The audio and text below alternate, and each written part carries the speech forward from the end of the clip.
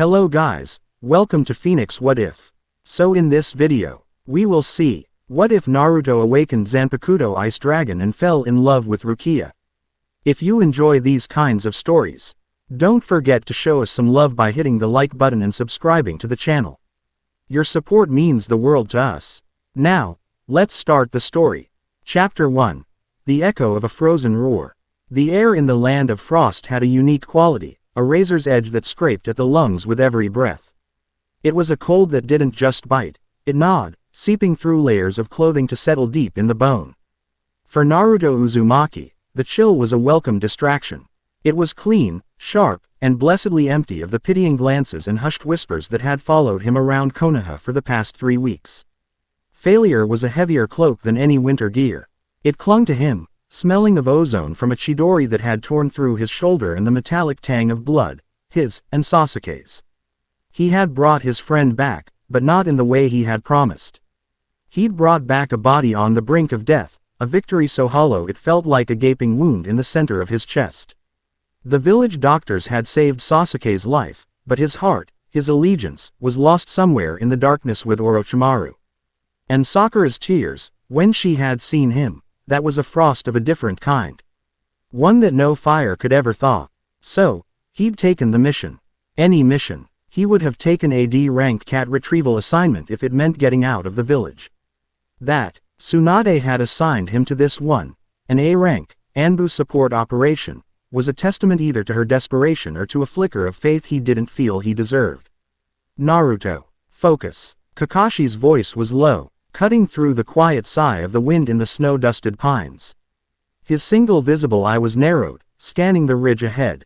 He stood with the relaxed posture of a predator, a stark contrast to Naruto's coiled tension. Naruto grunted, his gaze snapping back to the task at hand. I'm focused. Beside him, Sakura shifted her weight, the crunch of her boots on the snow unnaturally loud. She adjusted the medical pack on her back, her expression a careful mask of professional concern. She hadn't been able to look him in the eye for more than a few seconds at a time since they left. The rendezvous point is just beyond that pass. The Anbu team should be waiting with the convoy. The mission was simple on paper. Escort a captured weapons shipment, originally bound for Otogakure, back to Konoha. The complexity lay in the route, a treacherous path through neutral territory claimed by no great nation but frequented by bandits, missing nin, and opportunistic shinobi from every hidden village. Something's not right, Naruto said, his voice a low murmur. It wasn't a scent or a sound. It was a feeling, a prickle at the back of his neck like static electricity before a lightning strike. The silence was too deep. The air too still. The woods were watching them. Kakashi's eye crinkled in a silent acknowledgement. I feel it too. Stay sharp. They crested the pass, and the scene below came into view. It was a disaster. The path was a cratered mess of upturned earth and shattered trees. 2 large transport wagons were overturned, their contents, crates of kunai, explosive tags, and sealed scrolls, spilling onto the blood-stained snow. Figures in porcelain masks and black cloaks, Konoha's elite Anbu, lay scattered like broken dolls. And standing among the carnage were a dozen shinobi, their headbands bearing the telltale rock of Iwagakure. One man stood apart from the rest, his arms crossed over a massive chest.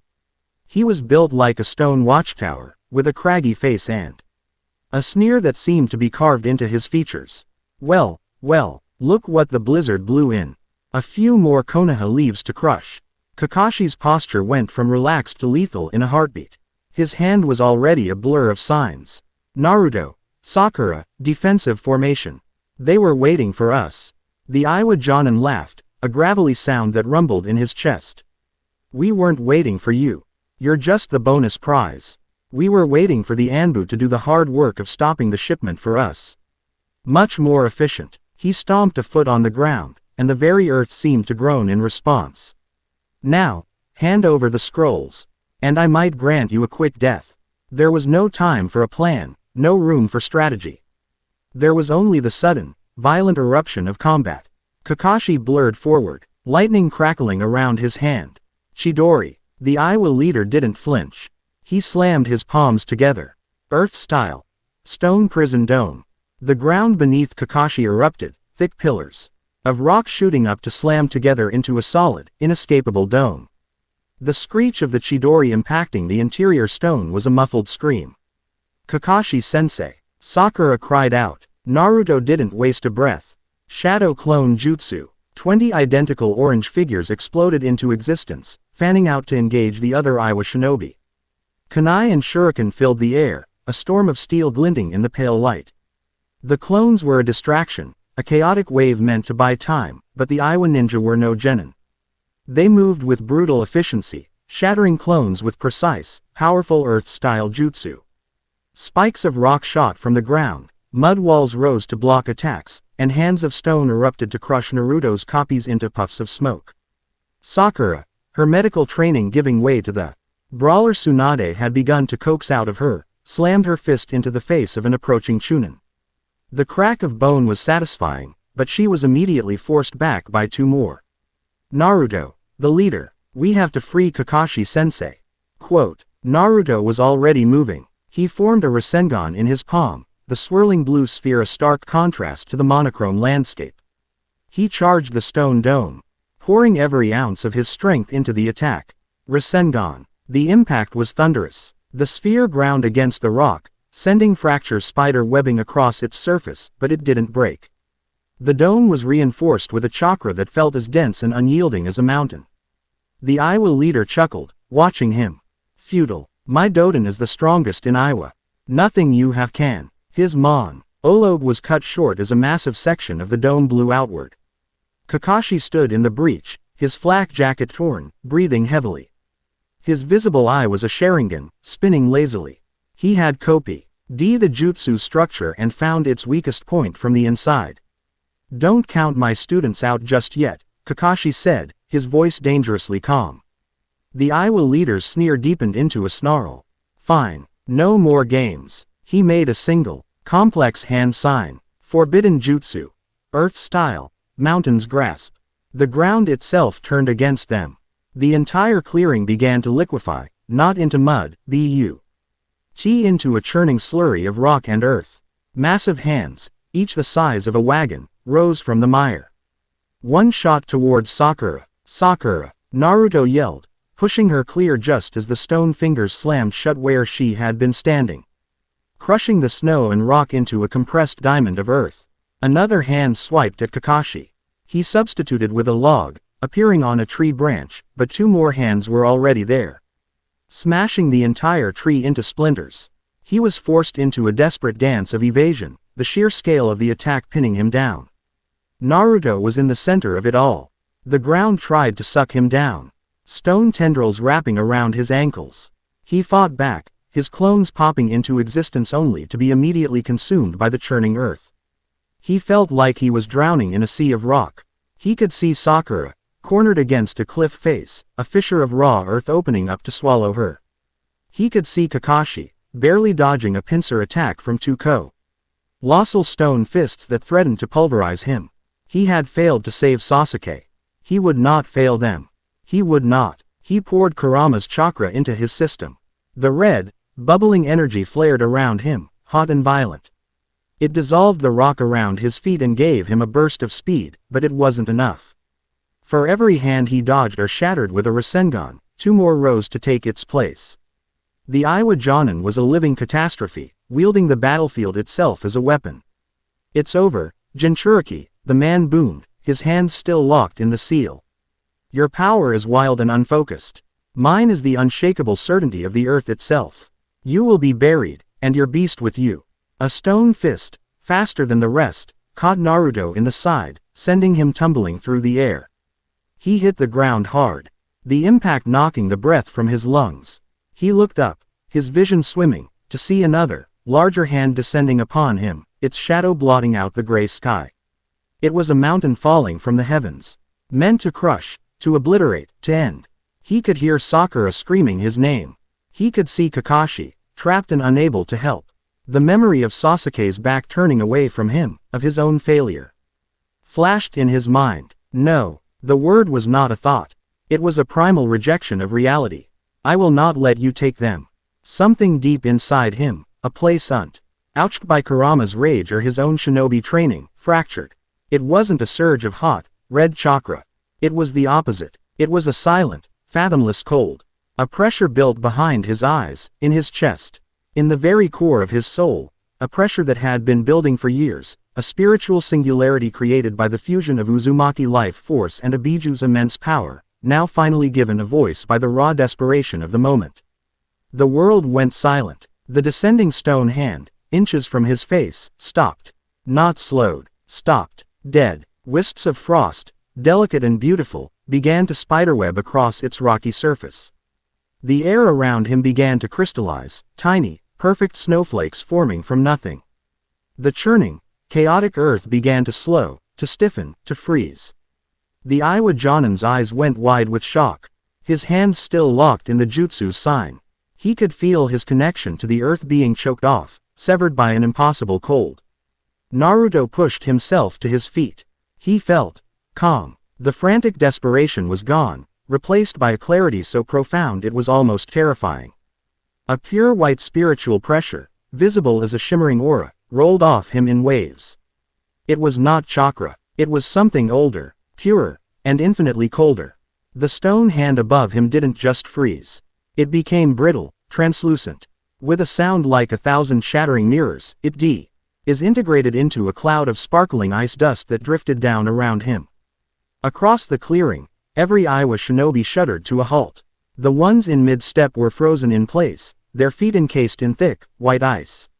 The ones forming hand signs found their fingers locked together by creeping frost. The very air they breathed turned to ice in their lungs, and they fell, their faces masks of pained surprise. The Iwa leader stared, his jutsu completely broken. What is this? This isn't chakra. Naruto looked at his own hands. A shimmering, pale blue light was gathering in his right palm. It coalesced, elongating, solidifying, taking the shape of something he had never seen but had always known. The hilt was wrapped in pristine white cloth, its pommel a simple, unadorned silver cap. The guard was a stylized, hexagonal snowflake. The blade itself was a marvel, forged not of metal, but of pure, crystalline ice that seemed to absorb and refract the bleak light of the sky, shimmering with an inner power. A katana. It felt as natural in his hand as his own heartbeat. A voice echoed in the hollow chamber of his mind, a voice that was both ancient and his own, a whisper and a roar. It was the sound of a glacier cracking, of a winter storm being born. Roar. Hyokutsu Ryujin. Frozen dragon god. He didn't know the name, but his soul did. He lifted the blade. It was weightless, an extension of his will. The remaining Iwa shinobi, now free from the initial shockwave of cold, charged him, their fear eclipsed by their duty. Naruto moved. He was not a brawler now. He was not the predictable orange blur who relied on tenacity and overwhelming numbers. He was a scalpel. He flowed between them, his movements economical and precise. The ice katana was not a slashing weapon. Where it touched, it did not cut. It froze. A touch to a shoulder, and the entire arm became a statue of ice. A graze across a chest, and the man's heart stopped, encased in a fist of absolute zero. There was no wasted energy. No theatrical yells. There was only the whisper of his feet on the newly frozen ground and the soft, musical chime of his blade ending lives with chilling grace. The leader, the last one standing, watched in abject terror as his men were not defeated, but rendered into a silent, frozen tableau of a failed attack. His pride, his powerful jutsu, his entire understanding of the world, had shattered. Monster! He shrieked, slamming his hands to the ground for one last, desperate attack.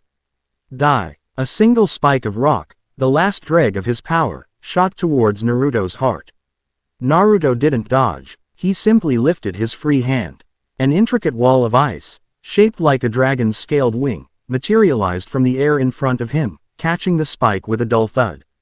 It was effortless. He walked forward, the snow crunching under his boots, the ice katana held loosely at his side. The pressure rolling off him was immense, a physical weight that made the Iwa Jonin tremble. "What are you?" the man whispered, scrambling backward. Naruto stopped, standing over him. He looked down, his blue eyes no longer the bright sky of a summer day, but the deep, unforgiving blue of a crevasse in a glacier.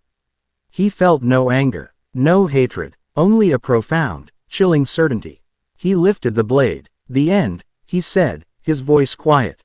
He brought the sword down in a simple, clean arc. It didn't touch the man. It stopped an inch from his neck. But the wave of cold that washed over him was absolute. The Iwa Jonin's eyes went wide, and then they glazed over, a thin layer of frost coating his lashes. He remained kneeling, a perfect statue of fear. The silence that descended was absolute. The clearing was a frozen monument to a battle that had ended before it truly began. Naruto stood in the center of it all. The ice katana humming softly in his hand, his breath pluming in the unnaturally cold air. Kakashi slowly lowered himself from the shattered tree line, his Sharingan gone, his single eye wide with an emotion Naruto had never seen on his teacher's face before, sheer, unadulterated shock. Sakura, huddled by the cliff face, just stared, her mouth slightly agape, her mind unable to process the transformation she had just witnessed. This was Naruto, her Naruto, but it wasn't. The katana in Naruto's hand dissolved, turning back into motes of shimmering blue light that faded into nothing. But the feeling of its weight remained. He looked at his hands, then at the frozen forest, the iced-over bodies. The immense calm began to recede, and a tremor ran through him. What had he just done? And then, the world tore open. It wasn't an explosion. It was a clean, soundless slice in the fabric of reality. A black seam appeared in the air 20 feet in front of him, widening into a dark rectangle framed by a sliding paper door. It was a gateway to somewhere else, somewhere not of this world. A figure stepped through. It was a girl, or a young woman, perhaps not much older than him. She was small, almost petite, dwarfed by the scale of the frozen carnage around her. She wore a simple black hakama and kimono, a stark, funereal uniform that seemed to drink the light. A sword was strapped to her back. Her hair was black, framing a pale, aristocratic face, but it was her eyes that held him. They were a startling shade of violet, and they were wide, fixed on him with a mixture of professional assessment, profound confusion, and something that looked almost like awe. She held a small device in her hand, a primitive-looking rectangle that was beeping frantically. She glanced down at it, then back up at him, at the epicenter of the impossible spiritual pressure it was reading. Slowly, her hand went to the hilt of her own Zanpakutō. She drew the blade with a practiced, fluid motion. Its name was Sota no Shirayuki, the most beautiful ice-type Zanpakutō in all of Soul Society. And its power felt like a flickering candle next to the blizzard that was radiating from the blonde-haired boy in the garish orange jumpsuit. She was Rukia Kuchiki, a Shinigami of the 13th Court Guard Squads, sent to investigate a spiritual pressure anomaly so massive it had been mistaken for the birth of a new Manos Grande forest. She had expected a monster, a mindless beast to be purified and sent on to the Soul Society. She had not expected a human boy, standing in a self-made blizzard. His eyes the color of the abyss, and radiating a power that made the very air tremble with reverence and fear. Naruto stared back, his hand instinctively clenching where his own impossible sword had just been. He didn't know what she was. Not a shinobi, that was certain. Her presence felt similar to the cold, clear power that was still thrumming in his veins. For a long moment, neither of them moved. The Shinigami and the anomaly, locked in a silent standoff in the heart of a frozen forest, the world holding its breath around them. Chapter 1 End. Chapter 2. Anomaly in the Hidden Leaf. The silence in the frozen clearing was a living thing, heavy and absolute. It pressed in on them, broken only by the frantic, high-pitched beeping from the device in the strange girl's hand. Rukia Kuchiki stared at the boy, at Naruto Uzumaki, and her mind, trained for rapid threat assessment and decisive action, simply stalled. Her orders from the Gote 13, transmitted Th.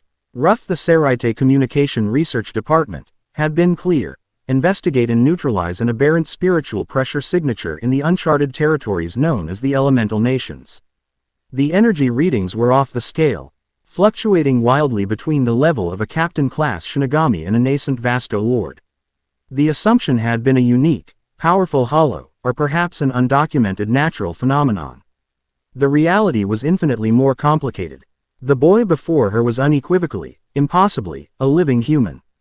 Yet the power rolling off him in palpable, freezing waves was pure Raryoku, spiritual power.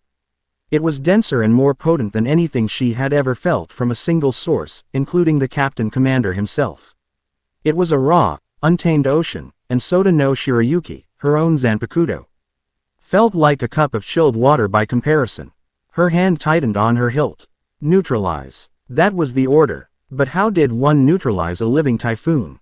Attacking high. M felt less like a tactical option and more like a form of elaborate suicide. Who are you? The boy's voice was rough, pulling her from her analysis. He had taken a half step forward, placing himself between her and his two comrades. A protector's stance. His blue eyes, which had for a moment held the terrifying emptiness of a glacier, now showed a flicker of wary confusion. The overwhelming pressure was receding, drawing back into him like a tide, though the unnatural cold remained. Before Rukia could formulate an answer that wasn't a violation of a dozen soul society laws, a man with gravitas, why defying silver hair and a mask covering half his face flickered into existence beside the boy. His single visible eye, a normal dark gray now, held a sharp, calculating intelligence. That's a question we'd like to ask you as well, Kakashi Hatake said, his tone deceptively casual. His hand rested near his weapon's pouch, appearing out of thin air as quite a jutsu. Not one I'm familiar with. Rukia's mind raced. Jutsu. Shinobi. So that's what they were. The warrior monks of this isolated world. It explained the tactical clothing and the bodies littering the clearing, but not the boy's power. She needed information. Time. Her gaze flicked to Naruto, who was watching her with an unnerving intensity, his fists clenched. He was the epicenter. The anomaly. She made a decision. Direct confrontation was a fool's errand. Observation was the only path forward. With a flick of her wrist, she sheathed Soda no Shirayuki in a single, fluid motion. The gesture was meant to de-escalate, a sign that she was not, for the moment, an enemy. My name is Rukia, she said, her voice steady and formal. I am a traveler. I was drawn by the sudden shift in the environment. It was a weak cover, but the truth was impossible. Kakashi's eye crinkled, the universal sign of a skeptical smile. A traveler who carries a sword like that and appears from a tear in space. You'll have to forgive our caution. The pink-haired girl, Sakura, had finally moved, rushing to Naruto's side. Naruto, are you okay? What was that? Your chakra, it just vanished, and then, she trailed off, looking at the men frozen into statues of ice. A shudder running through her. Naruto didn't answer her. His eyes were still locked on Rukia. What you felt, he said, his voice low. That cold. You have it too. It's weaker, but it's the same. Rukia's carefully constructed composure almost cracked. He could sense her Raryoku. A living human could sense a Shinigami. This was not just an anomaly, it was a fundamental violation of the known laws governing the cycle of souls. We're taking you back to Konoha, Kakashi stated, his casual tone gone, replaced by the firm command of an elite Jonin. The Hokage will want to speak with you. This was a complication and an opportunity. Being taken to their leader would place her directly at the heart of their power structure. It was risky. If they discovered what she was, it could be seen as an invasion. But it would also place her closer to the boy. Very well, Rukia agreed, giving a slight, dignified nod. I have no quarrel with you or your village. Naruto grunted, a sound of disbelief. But he didn't protest. He looked down at his own hands, then back at the frozen clearing, a storm of questions swirling in his eyes. The immediate threat was over, but for everyone present, a far more profound and unsettling reality had just begun. The journey back was a tense, quiet affair. Kakashi led the way, his senses on high alert. Naruto and Sakura followed, with Rukia walking behind them. A willing captive who felt more like a warden. Naruto kept casting glances over his shoulder, not of anger, but of piercing curiosity. He was a walking paradox, a loud, orange biak. On of a shinobi who had just displayed the silent, lethal grace of a master swordsman and the power of a natural disaster. They arrived at the gates of Konoha as the sky was bruising into a deep violet. The guards, Azumo and Katetsu, snapped to attention, their eyes widening at the sight of the strange, black-clad woman being escorted by Team 7. Kakashi offered a simple, Hokage's orders, and they were waved through without question. The village was settling in for the evening. The scent of cooking fires and damp earth filled the air. Paper lanterns cast a warm, inviting glow over streets that were, for Naruto, a landscape of ghosts. He saw villagers who had once glared at him, now offering hesitant nods. He saw shinobi who had mocked him, now averting their eyes. His victory over Gaara and his role in the failed Sasuke mission had changed things. He was no longer just the pariah, he was Konoha's unpredictable, dangerous weapon. And he hated it. Their destination was the Hokage Tower, the red, cylindrical building that was the heart of the village. As they climbed the stairs, the weight of what had happened, of what he had done, began to settle on Naruto. That cold, that clarity, it was fading, leaving behind a bone-deep exhaustion and a terrifying void of understanding. Tsunade's office was large and cluttered, filled with stacks of paperwork, scrolls, and half-empty sake bottles. The fifth Hokage herself sat behind the massive desk, her blonde hair tied back, her face etched with the weariness of command. Shizune stood beside her, a worried frown on her face. But they weren't alone. Leaning against the far wall, cloaked in the shadows of the room, was a man who made Naruto's skin crawl. Danzo Shimura. His face was a roadmap of scars, his right eye bandaged, his arm in a sling that Naruto knew concealed something unnatural. He was an elder of Konoha, a relic of a harsher time, and the head of the disbanded, shadowy organization known as Root. He radiated an ambity, on so cold and single-minded it made the land of frost feel tropical. Tsunade's eyes, sharp and brown, immediately fell on Rukia. Kakashi, report, and explain who this is. Kakashi gave a concise, clinical account of the mission. The ambush, the Iwa Jonin's forbidden jutsu. Being pinned down. He described the events without emotion, the way a surgeon describes an operation. And then he came to the part that mattered. The situation was untenable. We were on the verge of being overwhelmed. At that point, something happened to Naruto. All eyes in the room turned to Naruto. He stood ramrod straight, his jaw tight. His chakra signature disappeared. Kakashi continued, his voice low. It was replaced by an energy I've never encountered. It was immense. It froze the entire area, neutralizing all enemy shinobi instantly. Naruto then manifested a blade forged of ice and dispatched the remaining threats. Kakashi chose his words carefully. Dispatched, not killed. The distinction hung in the air. This woman, he gestured to Rukia, appeared immediately after, through some form of spatial displacement jutsu. Tsunade leaned forward, her knuckles white where she gripped the edge of her desk. She looked at Naruto, her expression a maelstrom of shock, concern, and a dawning fear. Naruto, what was it? A new application of the Nine Tails chakra. No, Naruto said, his voice clear and firm. It surprised even himself. It wasn't the fox. It was mine. Danzo pushed himself off the wall, stepping into the light. His one visible eye gleamed with a disturbing light. An interesting development, he said. His voice raspy and dry like autumn leaves. A power capable of neutralizing an elite Iowa squad and a forbidden jutsu user in an instant. A power that is not dependent on the Jinchuriki's seal.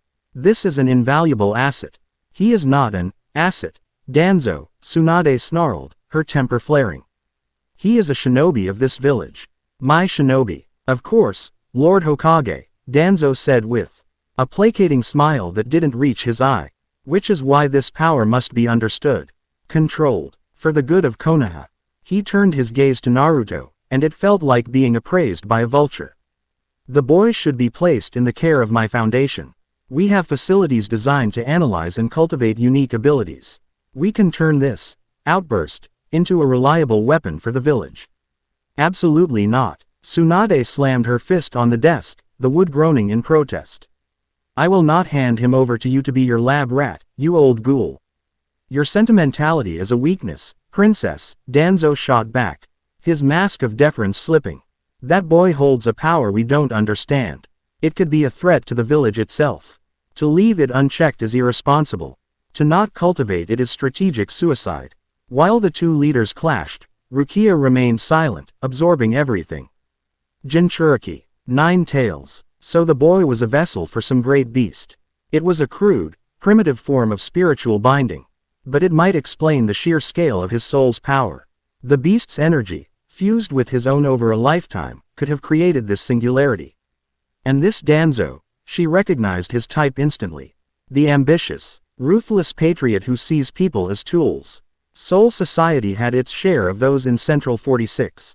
Naruto had heard enough. "I'm not going anywhere with him," he said, his voice cutting through the argument. He looked directly at Danzo, his blue eyes holding no fear, only defiance. "And my power isn't a weapon for you to point at people." Danzo's eye narrowed. He will of a child does not dictate the security of a nation. "Enough," Tsunade roared. She stood up, her presence filling the room. "Danzo, you will leave. Now, Naruto is under my direct command. This discussion is over." For a moment, it seemed Danzo would argue further, but he gave a slight, almost mocking bow. "As you wish, Lord Hokage." He walked towards the door, pausing as he passed Rukia. He gave her a long, appraising look, a flicker of suspicion in his gaze. "And I would find out what this outsider is, quickly. Coincidences of this magnitude are rarely so simple." He departed, leaving a chill in the room that had nothing to do with Naruto's power. Tsunade slumped back into her chair, running a hand over her face. "That bastard," she muttered. She then focused on Rukia. "Now, who are you, and what do you want with my shinobi?" Rukia bowed her head slightly.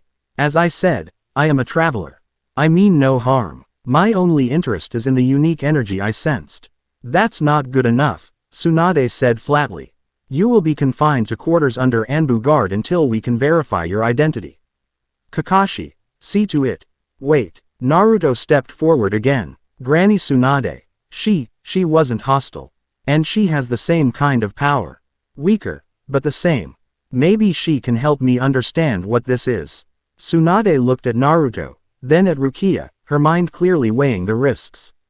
Naruto's plea held logic. This woman was the only other person they had ever met who possessed this spiritual energy. But she was a complete unknown. "Fine," Tsunade relented, her voice grudging.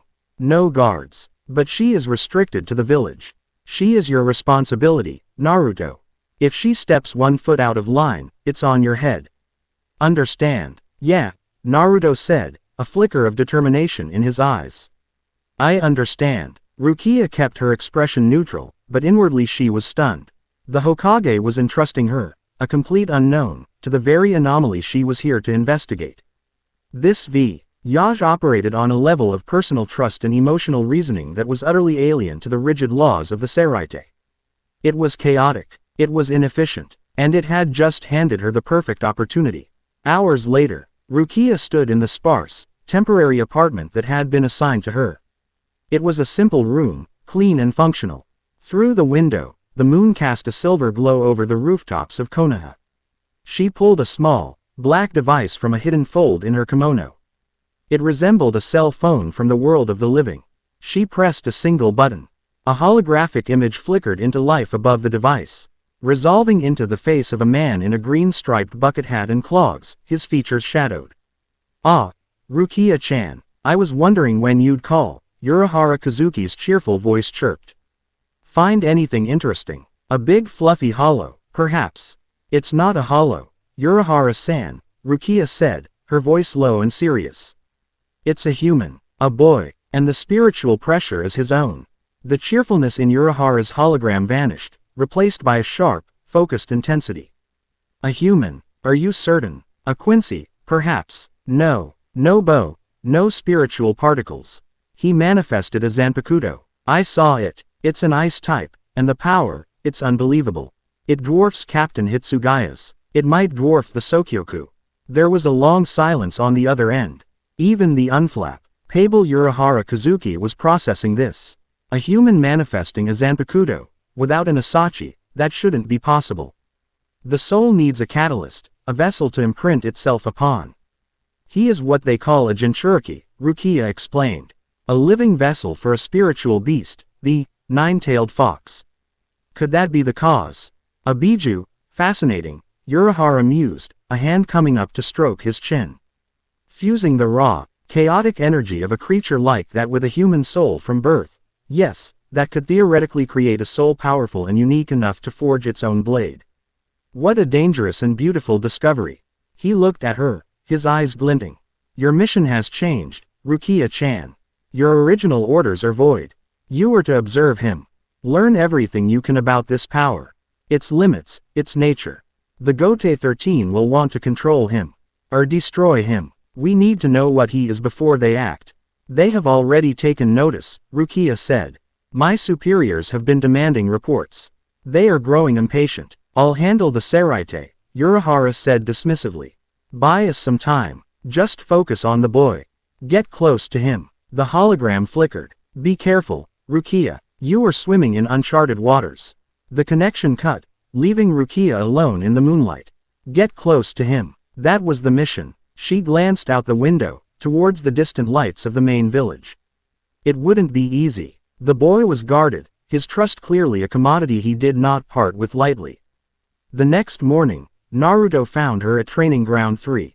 He'd half expected her to have vanished, but she was there. Sitting on a log, watching him with those unsettlingly perceptive violet eyes. He was going through his katas, trying to work off the restless energy that had kept him from sleeping. His movements were sloppy, his mind a million miles away. You fight like a cornered animal, she said, her voice cutting through his distraction. Naruto stopped, scowling at her. What's that supposed to mean? It means you have an abundance of power and tenacity, but no form. No discipline, she said, standing up. You throw yourself at your enemies, hoping to overwhelm them with sheer force. Against a true master of combat, you would be cut down in 3 moves. Naruto's pride stung. I've beaten guys you wouldn't believe. By luck and brute strength, she countered, unimpressed. That power you used yesterday, it was different. It was precise, elegant, but it wasn't you directing it, was it? You were just a passenger. He hated that she was right. That calm, that lethal grace, it had felt alien. So what? He challenged. What do you know about it? I know that a sword is not a club, she said, walking towards him. It is an extension of the soul. It requires a conversation, not a shouting match. She stopped a few feet from him. You want to understand that power. You need to learn its language. The language of the blade. This was the opening she needed. And for Naruto, it was a lifeline. He was adrift, and she was offering him a paddle. You'll teach me, he asked, his bravado replaced by a genuine, desperate curiosity. I will show you the basics, she corrected. Whether you learn is up to you. We'll start tonight, when there are fewer eyes. That night, they met at a more secluded training ground, a clearing surrounded by ancient, looming trees near the base of the Hokage monument. The moon was high and full, bathing the clearing in a soft, ethereal light. Rukia had shed her simple travel clothes for her Shinigami Shihakusho. It felt right. This was her world, and she was inviting him to take a step into it. The foundation of all combat is the stance, she began, her voice crisp and professional. It is your anchor. Your form is sloppy. Your center of gravity is too high. You are always off balance, relying on momentum. She moved, demonstrating a low, wide stance. From here, you can move in any direction with equal speed and power. Try it. Naruto grumbled but complied. It felt awkward, stiff. He was used to constant, chaotic motion. Lower, she commanded. Bend your knees. Feel the ground beneath you. She walked over and gave his shoulder a light shove. He stumbled. Pathetic. Again. For an hour, she drilled him on nothing but footwork and stances. She was a merciless teacher, sharp-tongued and demanding. He was a frustrated student. His muscles burning, his patience wearing thin. But he didn't quit. The memory of that cold, perfect control was a powerful motivator. All right, she finally said, seeming satisfied for the first time all night. Now, the power you use. It is called Raryoku, spiritual power. The jutsu you use is chakra, a mixture of physical and spiritual energy. They are related, but not the same. What I use, what you used, is purely of the soul. She raised a hand. Bakudo number 1. Sigh. A wave of energy, invisible to a normal human, shot from her hand and slammed into Naruto's arms, binding them to his back. He grunted, struggling against the invisible bonds. Hey, what was that? Kido. A form of Shinigami spellcraft. It is a way of manifesting spiritual power directly. You will not be able to do this. Your power has already chosen its form. She released the binding. Summon your sword. Naruto stared at her. I don't know how, It just appeared. Do not think, she instructed, her voice softening slightly. Feel. Remember the moment before it appeared. The desperation. The will to protect. Your Zanpakutō is not a tool. It is your partner. It is your very soul given form and a name. Call its name. Naruto closed his eyes. He pushed away the frustration, the confusion. He focused on that single, crystalline moment. Sakura's scream. Kakashi, trapped. The descending stone hand. The primal no that had echoed in his soul. The desire to protect, so fierce it had become a physical force. And the name that had whispered itself into his mind. Roar, he murmured, his voice barely audible. He felt a familiar, profound coldness gather in his core. It wasn't the violent rage of Kurama. It was a deep, silent power, vast and waiting. He opened his eyes, his hand outstretched. Hyokutsu Ryujin. The air shimmered. Motes of pale blue light swirled in his palm, coalescing with a soft, chiming sound into the ice katana. It felt right in his hand, a missing part of himself returned. Rukia's breath caught in her throat. To see it manifested so easily, so willingly, it was breathtaking. The blade radiated a gentle cold, the air around it frosting over. Good, she said, her voice tight with awe. She drew her own sword, the pristine white blade of Soda no Shirayuki gleaming in the moonlight. Now, let's see what you can do. She didn't give him time to think. She lunged, her blade a flicker of white light. Naruto reacted on pure instinct, bringing Hyokutsu Ryujin up to block. The clash of the two Zanpakutō didn't sound like metal on metal. It was a resonant, musical chime that seemed to hang in the air. A wave of cold erupted from the point of impact. The spar began. It was a dance of opposites. Rukia was all precision and grace, her footwork perfect, her strikes aimed at his openings.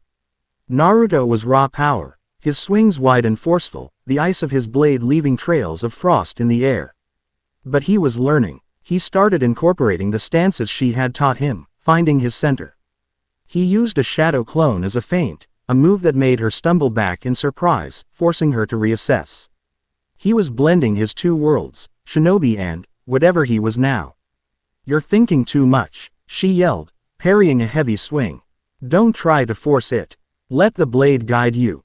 He growled in frustration and swung again, putting his shoulder into it. He sidestepped with infuriating ease and the flat of her blade smacked against his back. He grunted, stumbling forward. Your soul is not a battering ram, you idiot. Then what is it? He shot back, spinning to face her. It is a river. Let it flow. He took a deep breath, the cold air calming him. He looked at Hyokutsu Ryujin, at the power shimmering within the ice. He looked at Rukia, at the fierce concentration in her violet eyes. She wasn't just a strange girl who appeared from nowhere. She was a warrior, like him. She carried a power that set her apart, like him. The loneliness he felt, the burden of being the Jinchuriki, of being different, he saw an echo of it in her. He stopped trying to win. He stopped trying to overpower her. He just moved. He let the sword be an extension of himself, his will flowing into the ice. His movements became smoother, more fluid. He wasn't just blocking. He was redirecting, using her momentum against her. Rukia's eyes widened slightly. He was a terrifyingly fast learner. She pressed her attack, her blade a blur. Dance, Soda no Shirayuki. Her Zanpakutō glowed, and a long, beautiful white ribbon unfurled from its hilt, lashing out like a whip. Naruto didn't know the technique. But his sword did. He instinctively raised his blade, and a wave of raw cold pulsed outwards, creating a glistening barrier of frost in the air that caught the ribbon, freezing it mid-snap. Rukia used the momentary pause to close the distance, flowing past his shattered barrier. In a flash, she was inside his guard, the tip of Soda no Shirayuki at his throat. He reacted instantly, not by attacking, but by dropping his own sword's point and locking their hilts together. They were chest to chest, blades locked, the cold from their Zanpakutō swirling around them in a miniature blizzard. He could feel the warmth of her breath on his face. He could see the flecks of darker purple in her eyes. In that moment, the training ground, the village, their respective worlds, all fell away. There was only the two of them, reflected in each other's eyes. Two souls, burdened by immense and lonely power, finding a moment of perfect, startling equilibrium. He saw not a teacher or a potential enemy. but a kindred spirit, and in his eyes, she saw not an anomaly or a mission objective, but a boy with the weight of the world on his shoulders, who refused to buckle. A flicker of something warm and unfamiliar sparked in her chest. The moment was shattered by a flutter of black wings. A small, black butterfly with an eerie, otherworldly grace fluttered down from the sky and landed delicately on the hilt of Rukia's sword. It pulsed with a faint, dark light. Rukia's entire demeanor changed in an instant. The connection was severed, the warmth extinguished, replaced by a cold, professional mask. Her eyes widened in alarm, and she pulled back, breaking their stance. "A Jigokucho," she whispered, her voice barely audible. "A hell butterfly, a messenger from Soul Society." She held out her hand, and the butterfly crawled onto her finger, its wings beating silently as it relayed its message directly to her mind. Her face paled, her expression growing grim, her KNU.CK turning white where she gripped her sword. The message was not a simple report request. It was an ultimatum. The Gote 13's patience had run out. Her superiors were coming. Naruto watched he ice of his own sword feeling colder than ever. The brief, fragile bridge they had built had just been consumed by the encroaching shadows of her world. He didn't know what the message was, but he could see it in her face. The piece was over. Chapter 2 End. Chapter 3. The Shark and the Dragon. The hell butterfly dissolved into black dust, its message delivered. The warmth of the spar, the fragile connection forged between their blades, evaporated into the cold night air. Rukia stood frozen, her face a mask of stone, but Naruto could see the storm in her violet eyes. The world had just intruded, sharp and unwelcome. "What is it?" he asked, his voice low. He let Hyokutsu Ryujin dissolve back into motes of light, the sudden emptiness in his hand mirroring the new distance between them. Rukia took a slow breath, composing herself, rebuilding the walls that had momentarily crumbled. "It is a summons," she said, her voice clipped and formal. "My superiors are concerned. They require a more direct report." It was a massive understatement. The message had been from Captain Kuchiki himself. Her brother. It had carried the cold fury of the law, not the concern of a sibling. Insubordination. Fraternizing with an unclassified spiritual entity. Report for judgment or be retrieved by force. "They're coming for you, aren't they?" Naruto stated. It wasn't a question. He had spent his entire life being the subject of worried glances and stern meetings. He knew the look of someone caught between duty and a difficult reality. "It's more complicated than that," she said, avoiding his gaze. "They are coming for you. I am just the complication." Before Naruto could press her further, a new presence announced itself. It wasn't a sound or a sight, but a sudden, suffocating pressure that descended upon the training ground. It was a malevolent, bloodthirsty intent, so thick and heavy it felt like being plunged into a deep, dark ocean. It was a killer's aura, and it was aimed at him. Simultaneously, a second presence bloomed in the air beside it, quieter but infinitely more profound and unsettling. It was an illusion, a whisper of wrongness that tugged at the edges of perception. Naruto's head snapped up, his senses, honed by 100 life or death battles, screaming a warning.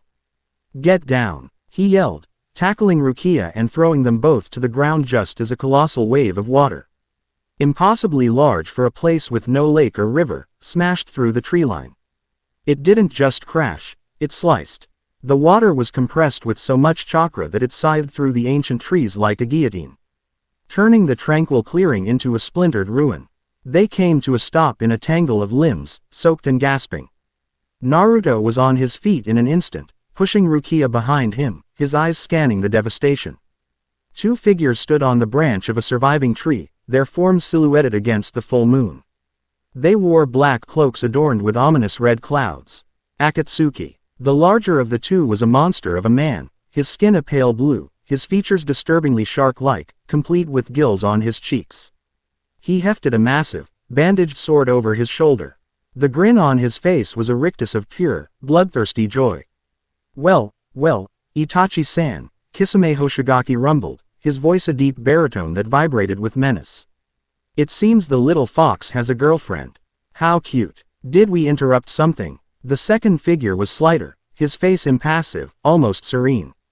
But his eyes, visible beneath the brim of his straw hat, held a terrifying power. They were black, with 3 tomo spinning slowly around the pupil. The Sharingan, Itachi Uchiha. Naruto's blood ran cold. The man who had destroyed his clan, who had tortured Kakashi into a coma, the reason Sasuke had descended into a self-destructive spiral of hatred. The sight of him was a physical blow. Rukia, recovering from the shock, stared at them. They were shinobi, that much was clear. But their chakra felt wrong.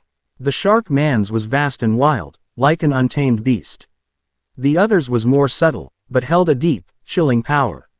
Most disturbingly, she could feel no Raryoku from them at all. They were spiritual voids. "We are here for the Jinchuriki," Itachi said, his voice flat and devoid of emotion. He looked only at Naruto, as if Rukia wasn't even there. "Come with us, and the girl will be spared." Kisame laughed. "Now, Itachi-san, don't be hasty. I haven't had a good fight in weeks. And this one," he gestured to Rukia with his bandage blade, "smells interesting. Not like the others." His monstrous sword, Samahata, seemed to twitch in anticipation, its bandages shifting slightly. "It could smell her Raryoku. Like I'd ever go with you."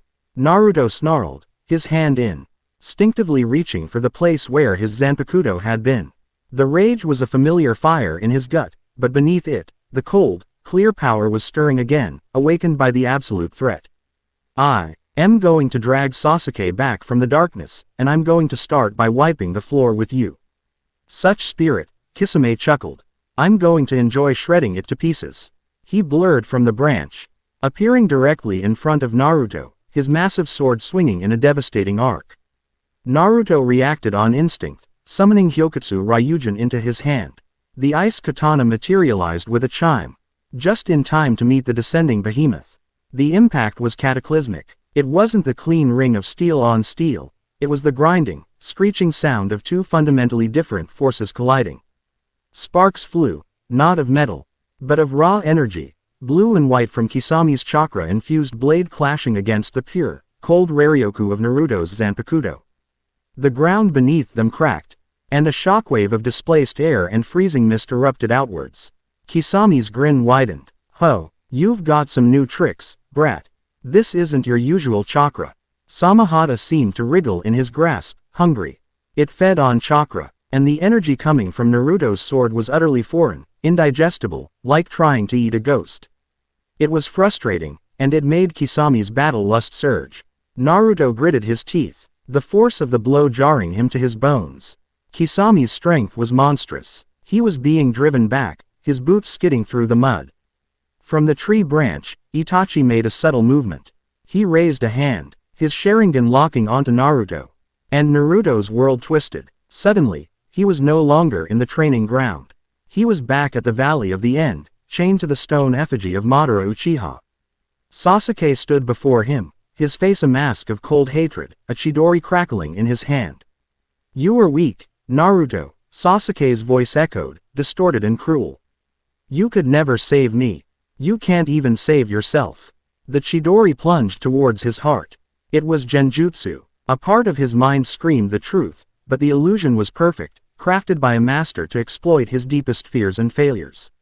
The phantom pain was real, the despair was suffocating. "Naruto." Rukia's voice cut through the illusion like a shard of glass. It was sharp, urgent, and real. In the real world, Naruto had frozen. His eyes vacant, his sword lowered. Kisame was pulling back for a killing blow. Rukia didn't hesitate. Her training as a Shinigami, her constant exposure to the subtle arts of spirits and souls, gave her a unique defense against this world's illusions. Genjutsu worked by disrupting the flow of chakra in the brain. Her system had no chakra to disrupt. She could see the illusion for what it was, a parasitic layer of energy clinging to Naruto's spiritual form. Hado number 4. Byakurai. She incanted, pointing a finger not at Itachi, but at Naruto.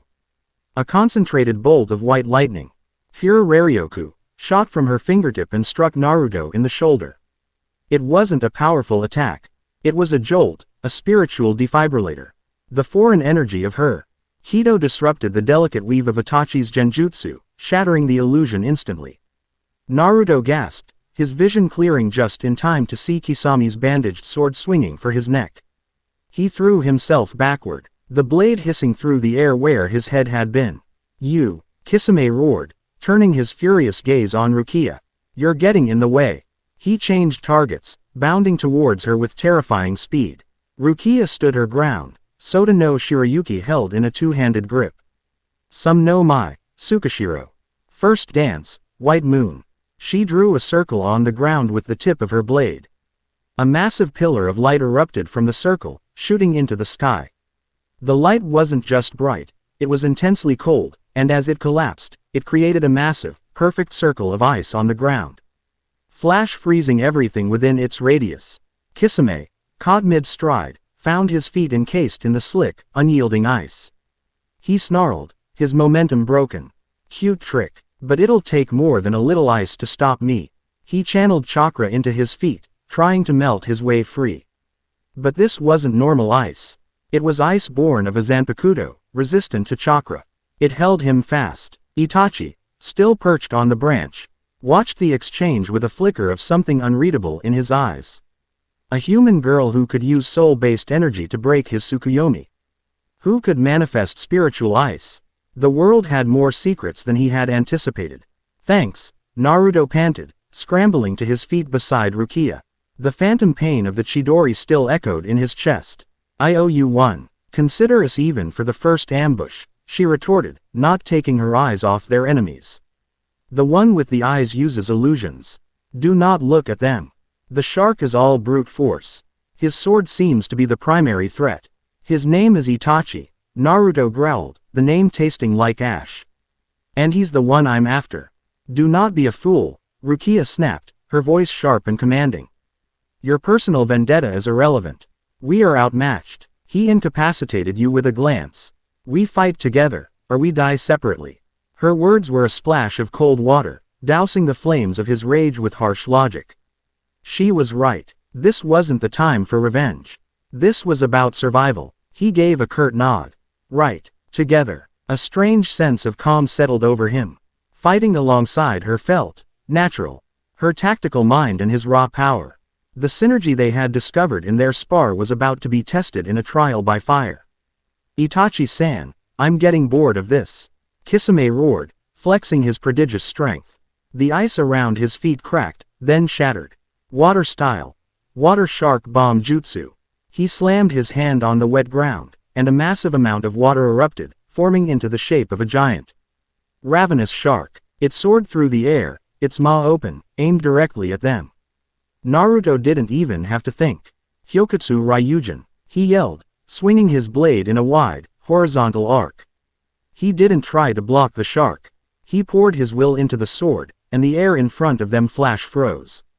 A wall of opaque, jagged ice, 10 feet high and 20 feet wide, erupted from the ground. The water shark slammed into the ice wall with a deafening crash. It wasn't a contest. The moment the chakra-infused water touched the spiritually charged ice, it froze solid. The massive shark jutsu was stopped dead, becoming a grotesque, frozen statue hanging in the air. Kisame stared, his jaw slack for a fraction of a second. He froze my jutsu solid. Naruto didn't give him time to recover.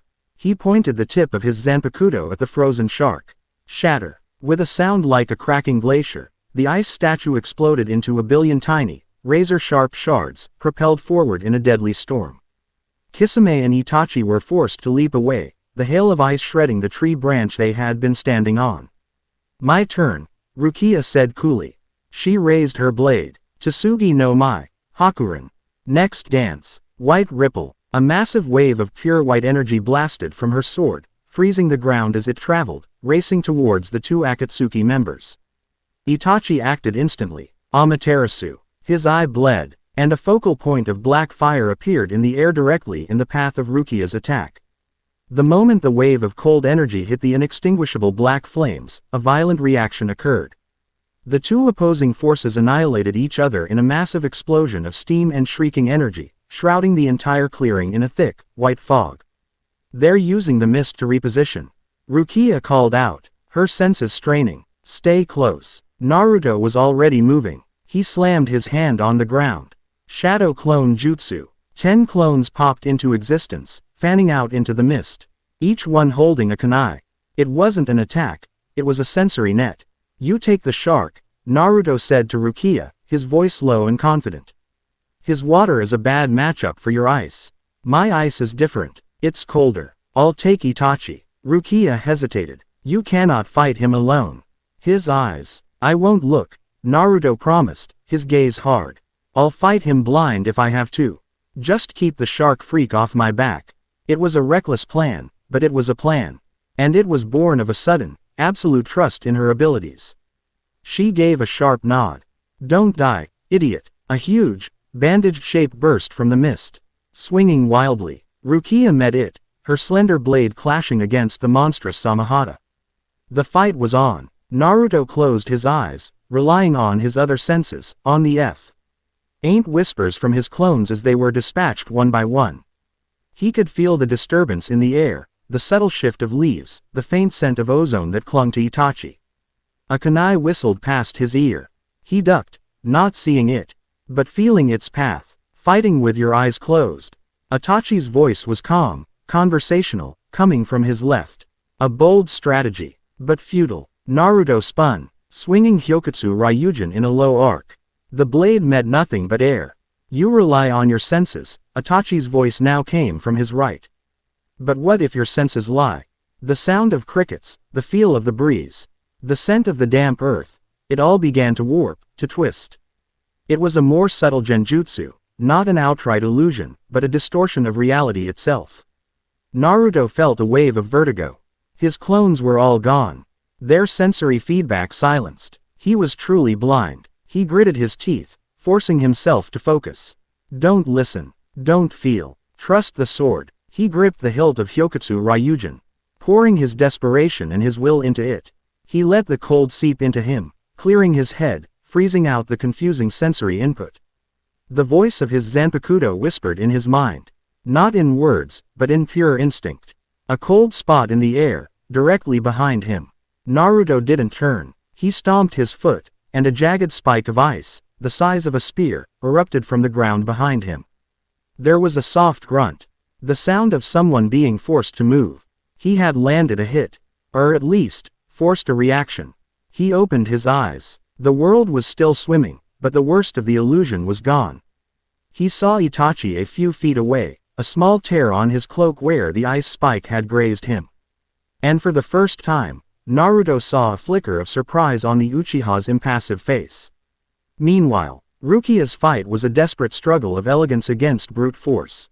Kisame was a whirlwind of destruction, his Samahata cleaving craters in the earth with every swing. Rukia was a phantom, using her smaller size and shunpo, the Shinigami art of flash stepping, to stay just out of reach, leaving behind trails of ice and countering with precise, targeted Kido spells. Bakudo number 61.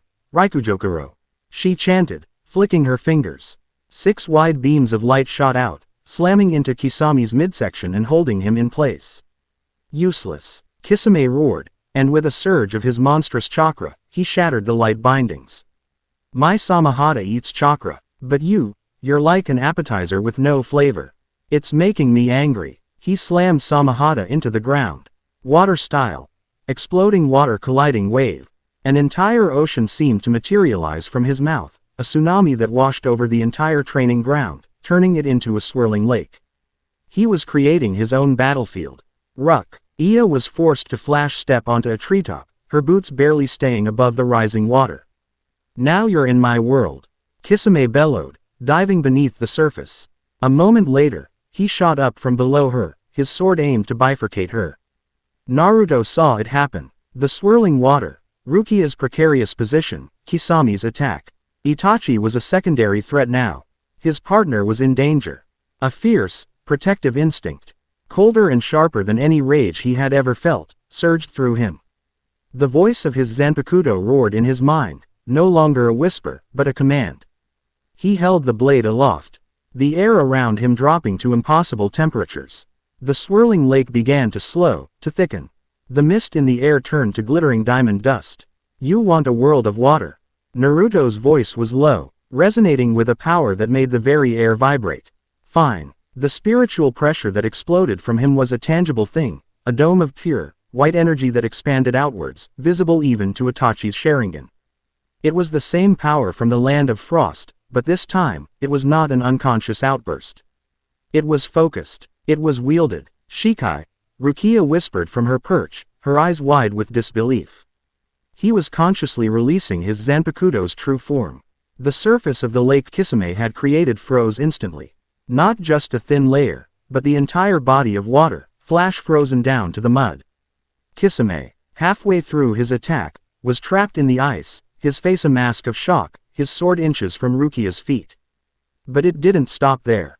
The ice continued to spread, climbing the trees, covering the ground, encasing everything in a thick, pristine layer of white.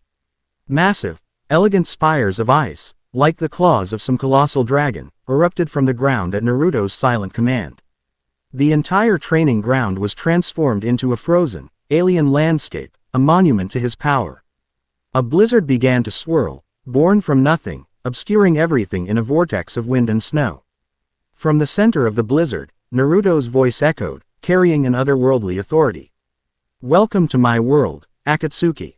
He appeared before the trapped Kisame, a blur of orange and white in the swirling snow. He placed the tip of Hyokutsu Ryujin on the ice entrapping the shinobi. The ice began to glow, and Kisame screamed, a raw, agonized sound. The cold was being channeled directly into him, not just freezing his body, but attacking his chakra network, his very life force. Itachi knew the fight was lost. This power was an unknown variable, an absolute counter to their strategies. The Jinchuriki was not the simple-minded brat they had been briefed on. He was something new, something terrifyingly powerful, and their mission was to capture, not to be annihilated. "Kisame." Itachi's voice cut through the blizzard. "We are leaving." He performed a swift series of hand signs. Fire style. Great fireball jutsu. A massive ball of flame erupted from his mouth. It wasn't aimed at Naruto. It was aimed at the ice holding Kisame. The intense heat of the fireball warred with the profound cold of the Zanpakutō's ice. The ice hissed and cracked, not melting, but sublimating directly into steam. In the ensuing chaos, Kisame, freed and badly weakened, was pulled away by Itachi. "This isn't over, Jinchuriki." Kisami's voice, hoarse with pain, echoed as they retreated, vanishing into the night. The blizzard subsided. The ice constructs remained, glistening under the moon. The training ground was silent once more, a cathedral of ice. Naruto stood panting, the immense power receding, leaving him swaying with exhaustion. The control it had taken to wield his Shikai so precisely had drained him. Rukia flash-stepped to his side, her hand steadying him. "You were reckless," she said. But there was no heat in her words. Only a deep, resounding awe. "You were magnificent." He looked at her, at the genuine admiration in her eyes. They had faced two of the most dangerous criminals in the world. And they had won. They had fought as one. The barrier between them, the suspicion and the secrets, felt paper-thin now. He had protected her, and she had saved him. It was a bond forged not in quiet moments, but in the heart of battle, sharper and more resilient than any steel. The sound of approaching footsteps, dozens of them, broke the silence. Anbu, led by Jiraiya and Kakashi, were finally arriving. Drawn by the colossal energy signatures. They would have questions. There would be meetings, reports, and more headaches. But as he stood there, leaning on Rukia, for support in the heart of his frozen kingdom, Naruto didn't care. He met her gaze, and a small, tired smile touched his lips. For the first time since he'd lost Sasuke, he didn't feel entirely alone. Chapter 3 End. Chapter 4. The Unforgivable Trespass. The ice did not melt. Days after the battle, Training Ground 3 remained a frozen spectacle, an alien landscape of glistening spires and crest. Aligned trees locked in the heart of the land of fire. Konoha's finest shinobi, from grizzled Jonin to the Hokage herself, had come to stare at it, to feel the lingering, unnatural cold that clung to the air. It was a testament, a warning, and a mystery all in one. Naruto Uzumaki had done this. The village's resident outcast and unpredictable weapon had, overnight, become its greatest and most terrifying enigma. The official story, concocted by Tsunade and Jiraiya in a hurried, late-night council, was a masterpiece of half-truths. An experimental, large-scale water and wind combination jutsu. A new application of the Kyuubi's chakra, stabilized by a visiting specialist from a friendly minor nation. It was flimsy, and no one truly believed it, but it was enough to quell outright panic. It gave them a narrative, however thin, to cling to. The truth, however, was spreading through the corridors of power like a poison. The truth was that Naruto had manifested a power that was not ninjutsu, genjutsu, or taijutsu. The truth was that the specialist, Rukia, was a complete unknown who had appeared from thin air. And the most dangerous truth of all, whispered only in the most secure locations, was that they had repelled Itachi Uchiha and Kisame Hoshigaki. Not survived. Repelled. Naruto found himself in a new kind of isolation. It wasn't the bitter loneliness of being a pariah, but the gilded cage of being an asset. He was debriefed endlessly by Tsunade, Jiraiya, and a rotating team of intelligence analysts. They mapped his energy fluctuations, tested his limits, and asked the same questions 1,000 different ways. How did he summon the sword? What did the voice in his head say? Could he do it again on command? Through it all, he remained resolute, offering only the barest of details. He told them the sword's name, Hyokutsu Ryujin, because it felt like a betrayal to hide it. He told them it was his power, not the fox's. He said Rukia was teaching him to control it. The rest, the deep, instinctual connection to the blade, the calm clarity it brought, the feeling of rightness fighting alongside Rukia, he kept for himself. Those things were not weapons or assets. They were his. Rukia was in a similar state of limbo. She was no longer a prisoner, but a guest consultant, a title that afforded her a measure of freedom while keeping her under constant, subtle surveillance. She spent her days with Naruto, ostensibly to continue his training, but in reality, they were a two-person support group, the only ones in the entire world who understood the new reality of their lives. Their training sessions became their sanctuary. In the secluded clearings around the village, they would spar, the chime of their Zanpakutō a private language. He learned from her discipline, her focus. She learned from his unpredictability, his raw, unbridled will. They were growing closer, the shared danger and the secret of their power weaving a bond between them that was stronger than any alliance. It was during one of these quiet moments, as they sat on a hill overlooking the village while the sun set, that the fragile peace shattered for the second time. It started not with a bang, but with a pressure. A cold, immense, and suffocating spiritual pressure descended upon the entire village. It was different from the Akatsuki's bloodlust. This was the arrogant, unyielding pressure of law and order, of absolute authority. It was the Raryoku of a captain-class Shinigami, and it was radiating an undisguised hostility.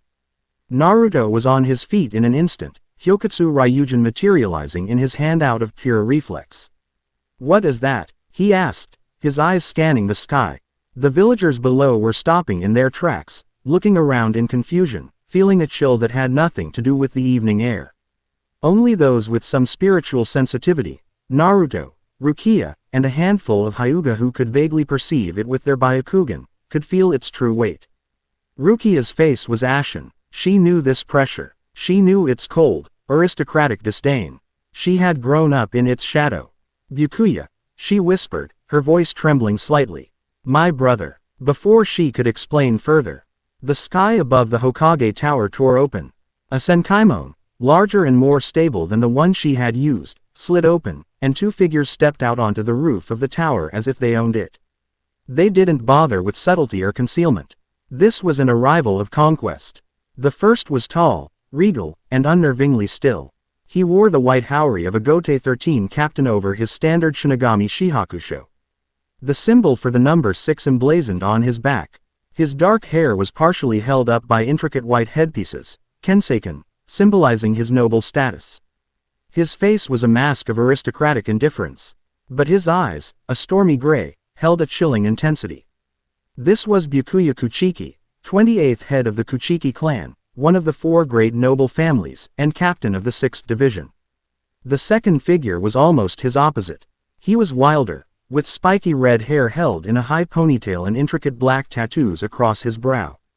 A cocky, abrasive energy rolled off him. But the white lieutenant's armband on his sleeve marked his station. Renji Aburai, lieutenant of the 6th division. The sheer arrogance of their arrival, bypassing the gates and appearing directly at the seat of power. Was a profound insult. It was a declaration that Konoha's sovereignty meant nothing. Anbu operatives materialized on the roof, surrounding the two intruders, their blades drawn. Byakuya didn't even glance at them. He simply raised his hand, and a wave of spiritual pressure, no stronger than a sigh, washed over them. The elite shinobi froze, then collapsed, unconscious but unharmed. He hadn't attacked them. He had simply overwhelmed their senses into shutting down. "We need to go," Naruto said, his knuckles white around the hilt of his sword.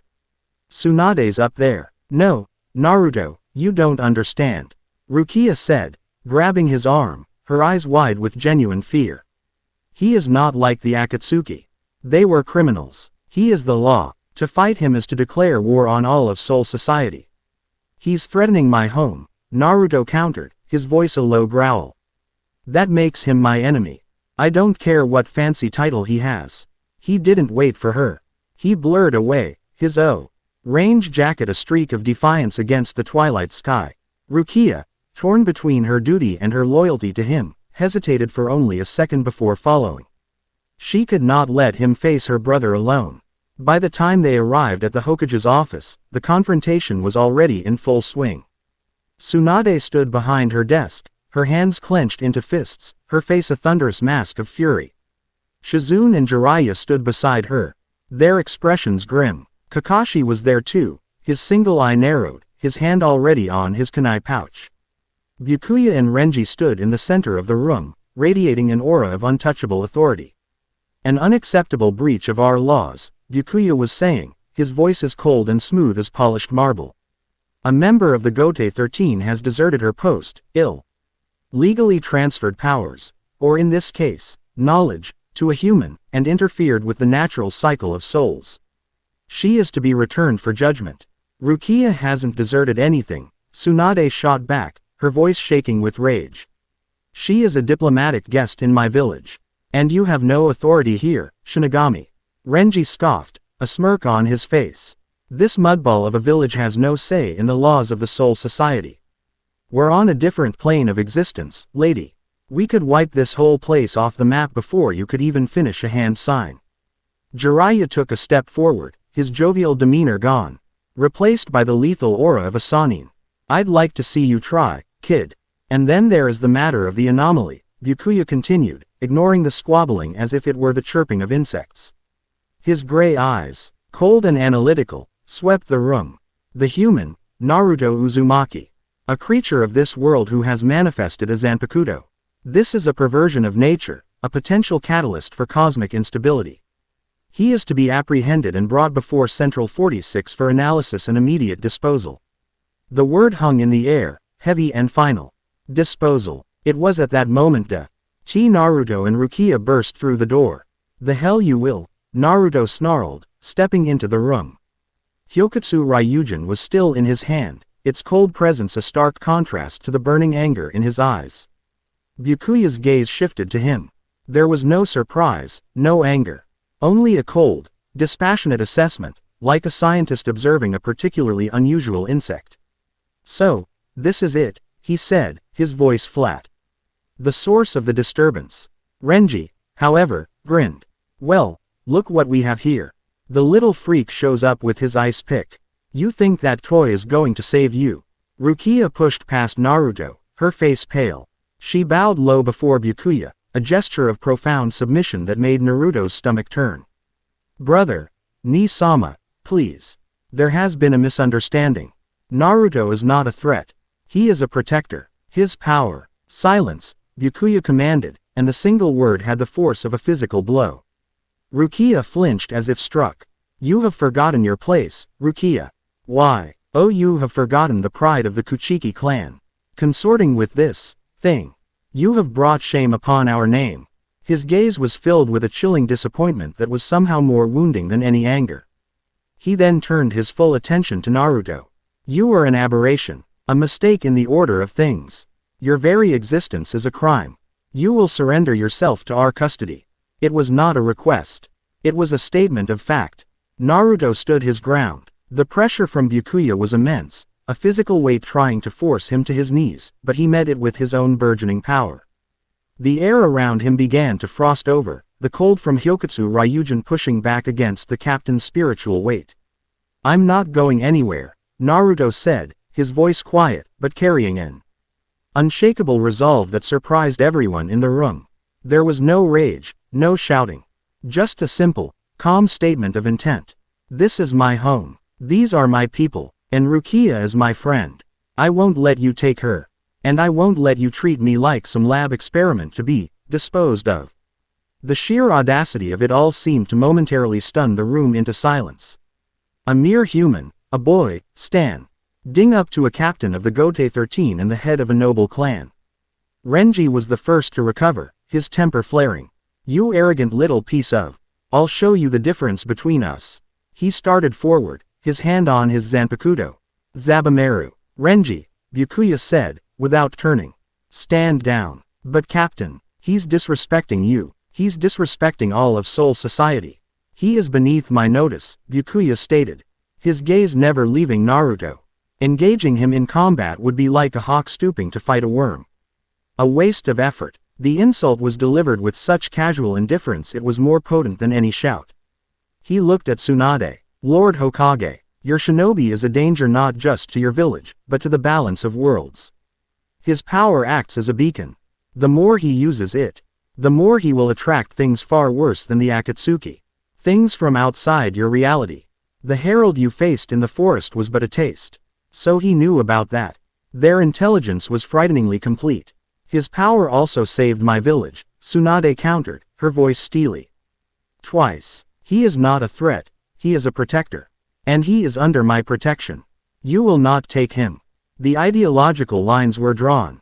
The absolute, unbending law of Soul Society versus the fierce, protective sovereignty of the Hidden Leaf Village. There was no middle ground. Byakuya's expression did not change, but a new, dangerous edge entered his voice. Your refusal to cooperate is noted. Your village is now considered to be harboring a fugitive and obstructing the will of the Seraite.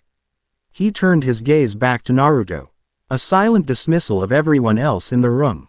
I will extend you a single courtesy, he said to Naruto, his voice laced with aristocratic condescension. For the sake of my foolish sister, who seems to have developed some misguided attachment to you, I will not lay waste to this village to retrieve you. Not yet. He raised a single, gloved finger. You have 24 hours. At sunset tomorrow, at the place you call the Valley of the End, a fitting location for your story to conclude, you will surrender yourself. If you do not appear, or if you resist, then my orders are to use whatever force is necessary to complete my mission. That includes the elimination of anyone who stands in my way and the leveling of this village. The ultimatum was absolute. There was no room for negotiation. Rukia looked up, her face a mask of horror. Ni-sama, no, you can't. I am a captain of the Gote 13, Byakuya said, his back to her. My feelings are irrelevant. I will uphold the law. It is the only thing that matters. He and Renji turned to leave. The air shimmered as they prepared to open a senkaimon. Wait, Naruto's voice stopped them. He stepped forward, his expression clear and focused. The ice katana in his hand seemed to hum with a quiet energy. You talk a lot about law and pride, Naruto said, his voice ringing with a surprising authority. But all I say, he is a bully with a big title hiding behind rules because he's afraid of something he doesn't understand. Renji spun around, his face contorted with rage. I'm going to kill you. Byakuya simply turned his head slightly, his gray eye fixing on Naruto. For the first time, a flicker of genuine emotion crossed his face, annoyance. You want me to surrender? Naruto continued, unintimidated. You want to prove your law is absolute? Then prove it. Tomorrow, at the Valley of the End, I'll meet you. But not to surrender. We'll have a duel, just you and me. No tricks, no threats against my village. If you win, if you can truly prove that your power and your law are superior, I will go with you. No struggle. Jiraiya and Tsunade stared, stunned at Naruto's gambit. He was challenging a Shinigami captain to a formal duel. The sheer, insane bravery of it was breathtaking. But if I win, Naruto's voice dropped, laced with a cold fire, or if I can prove to you that I'm not a threat, that my power is a force for protection, you will leave. You will go back to your Soul Society, and tell them to leave me, and my friends, alone." The office was dead silent. Rukia stared at Naruto, her heart pounding. He wasn't just defending himself. He was fighting for her freedom, on his own terms. He was facing down the embodiment of the system that had oppressed her for decades and offering it a challenge it couldn't refuse without losing face. Renji burst out laughing. "A duel? You're challenging Captain Kuchiki to a duel? You've got a death wish, kid. He'll cut you into 1,000 pieces before you can even lift your sword." Byakuya, however, was not laughing. He turned fully, his gaze analytical. He looked at Naruto, at the unshakable certainty in his blue eyes, at the humming ice blade in his hand. He looked at the boy who had stared him down, insulted him, and now challenged him. It was an act of such profound, suicidal audacity that it looped past arrogance and back into a strange sort of honor. To refuse would be to admit that the boy's challenge held merit, that there was a possibility he might lose. The pride of a Kuchiki, the pride of a captain, would not allow that. A very small, very cold smile touched Byakuya's lips. "A worm challenging a hawk," he murmured. "Intriguing." He gave a slow, deliberate nod. "Very well, human. I accept your terms. A duel. It will be an excellent opportunity to demonstrate the futility of defiance." He turned and, with Renji in tow, stepped through the Senkaimon as it sliced open the air. The portal snapped shut, and the oppressive spiritual pressure vanished, leaving behind a ringing silence and the weight of an impossible ultimatum. Tsunade slumped into her chair, looking 100 years old. "Naruto, what have you done?" Naruto finally let Hyokutsu Ryujin dissolve, a wave of exhaustion hitting him. He looked at Tsunade, his expression resolute. "I did the only thing I could do.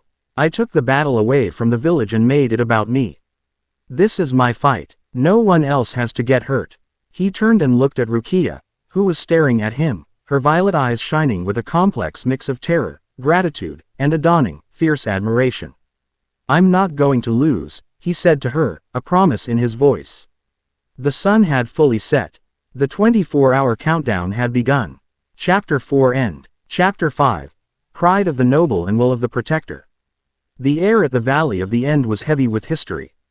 It was a place of broken bonds and shattered promises, forever scarred by the cataclysmic battle between Hashirama Senju and Madara Uchiha.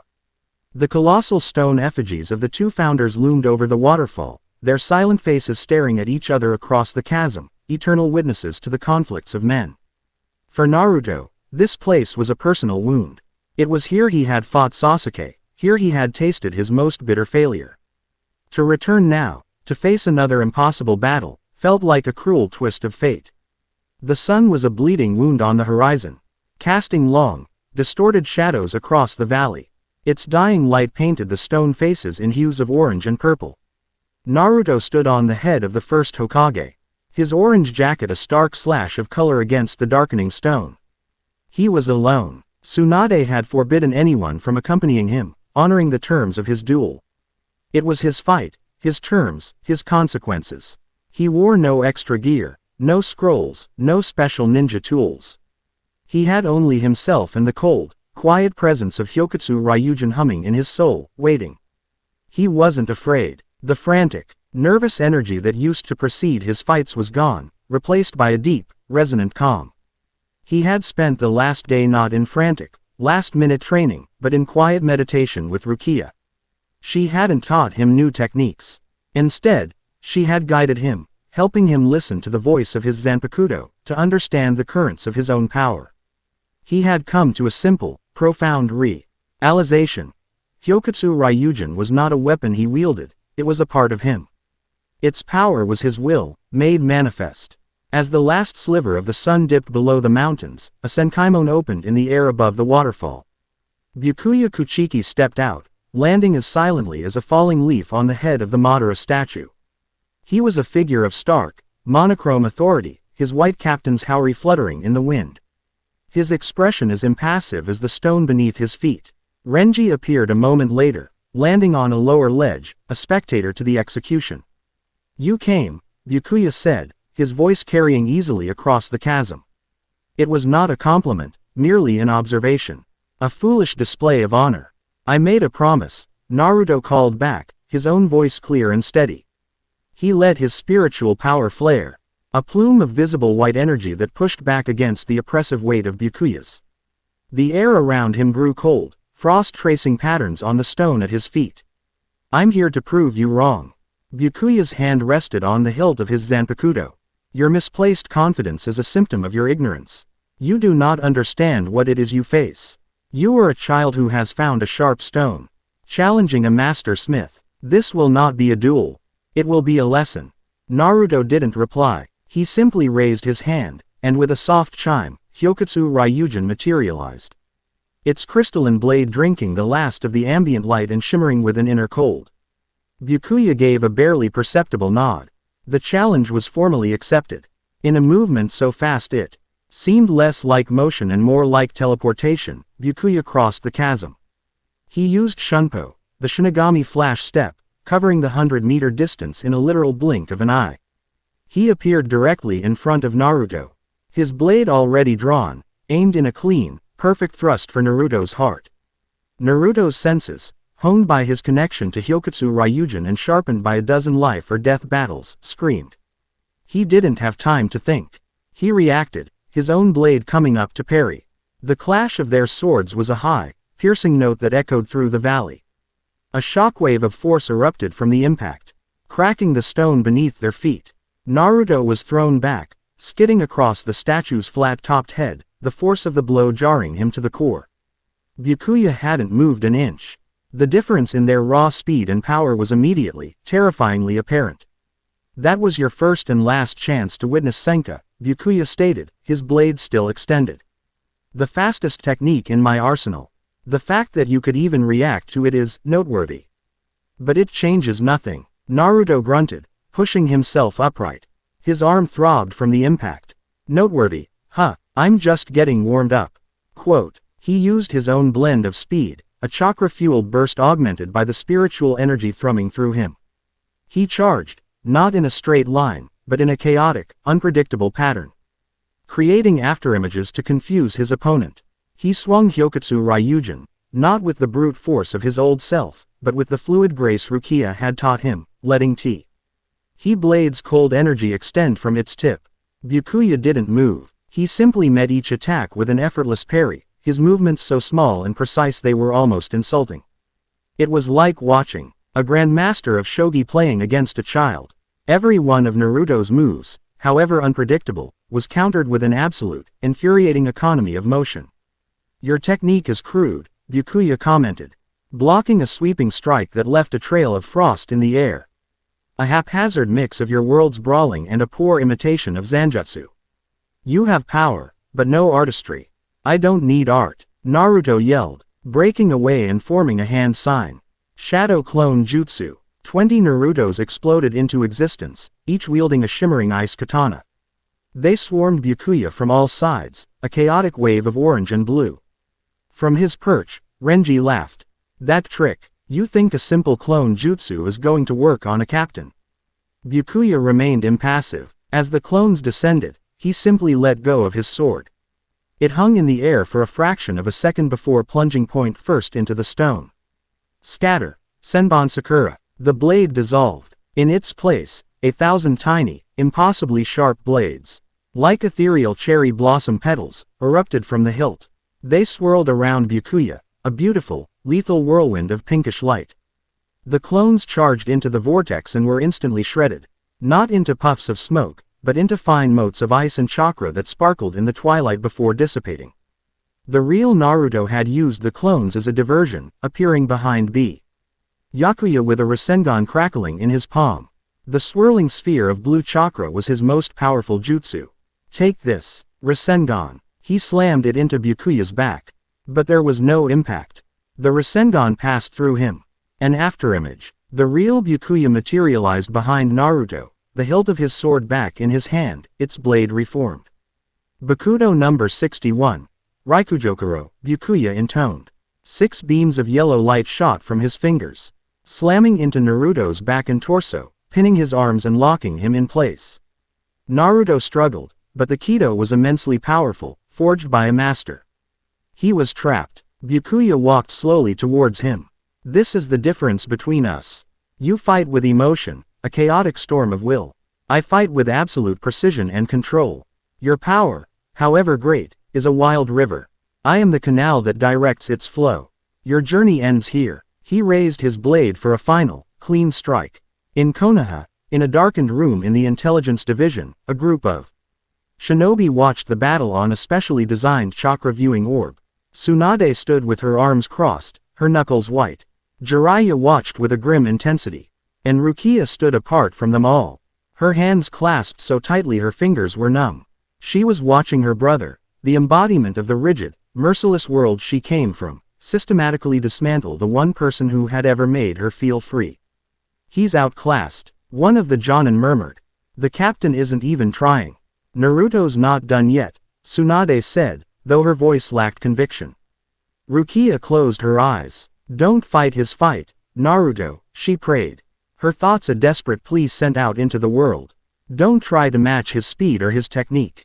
Be what you are. Be the storm. Back at the valley, as Byakuya's blade descended, Naruto stopped struggling. He closed his eyes and took a deep breath. He ignored the burning Kido restraints, the looming presence of death. He reached inward, not for Kurama's rage, but for the vast, silent cold of his own soul. Be the storm. Rukia's voice echoed in his mind, a memory from their training. He wasn't a swordsman. He wasn't a Kido master. He was a force of nature. The air around him plunged to sub-zero temperatures. The Raikujokuro bindings, pure spiritual energy, began to frost over, to crackle, to become brittle. With a roar that was part defiance and part exultation, Naruto flared his power. A massive, uncontrolled wave of pure white Raryoku erupted from him, shattering the Kido spell into 1,000 glittering shards of light. Byakuya stopped, his eyes widening a fraction. He was forced to take a step back as the wave of absolute cold washed over him, a thin layer of frost instantly coating his pristine captain's howry. Naruto stood panting, his body wreathed in a shimmering aura of cold. I get it now, he said, a slow, dangerous smile spreading across his face. I've been trying to fight like you. Precise, controlled, but that's not me. He raised Hyokutsu Ryujin, not like a fencer, but like he was pointing to the heavens. You're a master smith, right? You make perfect, beautiful blades. The sky above the valley began to darken, clouds swirling into existence where there had been none before. Snow began to fall, thick and heavy. But I'm not a blade. He swung his sword down. I'm the whole damn avalanche. The entire top of the Hashirama statue. The very ground they stood on, cracked and gave way. It wasn't an explosion of force. The ice had permeated the stone, and with a single command from Naruto, it had expanded, shattering the rock from within. The massive platform crumbled, sending tons of rock and ice plummeting into the river below. Byakuya was forced to flash step into the air, his composure finally, visibly rattled. Naruto, instead of falling, slid down the collapsing rock face on a self-made ramp of ice, landing nimbly on the riverbank below. He had changed the battlefield, bringing it down to his level, into the open, where his power had room to breathe. Impressive, Byakuya said, landing on the opposite bank. The river now separated them. You have the power to destroy. But destruction is not victory. Scatter. Senbon Sakura Kajiyoshi. This time, the name was different. This was not Shikai. This was Bankai. Two massive rows of colossal blades, each taller than the Hokage monument, rose from the ground behind Byakuya. It was a sight of awe-inspiring terror. The giant blades then shattered, dissolving into not 1,000, not 10,000, but 100 million tiny, razor-sharp petals of death. They formed a swirling, shimmering ocean of pink that filled the sky, blotting out the stars. The sound was a low, terrifying hum, the collective whisper of a billion cuts. Renji, watching from above, audibly gasped. Bankai. He's using his Bankai. It's over. Using Bankai on a mere human, even one like Naruto, was the ultimate sign of respect, and the ultimate death sentence. This is the end. Byakuya's voice echoed from within the storm of blades. There is no defense against this. No escape. The ocean of blades surged across the river, a tsunami of certain death. Naruto watched it come. He didn't run. He didn't try to form a shield. He stood his ground, raised Hyokutsu Ryujin, and plunged it deep into the riverbed. Hyokutsu Ryujin, he roared, pouring every ounce of his will, his spirit, his very being into the blade. The river froze. Not just the surface. The entire body of water, from bank to bank, from the surface to the muddy bottom, turned into a solid, crystalline block of ice in a single, silent heartbeat. The first wave of Senbon Sakura's petals slammed into the new frozen landscape. They didn't cut it. The moment they touched the Zanpakutō-infused ice, their kinetic energy was sapped. Their spiritual power neutralized by the absolute cold. They simply stopped, embedding themselves in the surface like dead leaves. Byakuya stared, his mind unable to process what he was seeing. His Bankai, a power that could level a city block, had been stopped cold by a frozen river. But Naruto wasn't done. The ice was his domain now. He controlled it. With a gesture, massive, serpentine dragons of pure, clear ice, their eyes glowing with a malevolent blue light, erupted from the frozen river. They were not constructs. They were semi-sentient extensions of his will, and they surged towards Byakuya. Their roars the sound of a cracking glacier. Byakuya was forced onto the defensive for the first time in the fight, his storm of blades swirling around him to shred the ice dragons. But for every one he destroyed, 2 more rose to take its place. Naruto was not just fighting him, he was fighting him with the entire environment. Naruto himself charged across the frozen river. His speed amplified as he skated across the ice. He flowed around the battle between his dragons and Byakuya's blades, finding an opening. He lunged, his own ice katana aimed not at Byakuya, but at the ground at his feet. He didn't need to land a direct hit. The wave of intense cold that erupted from his blade was enough.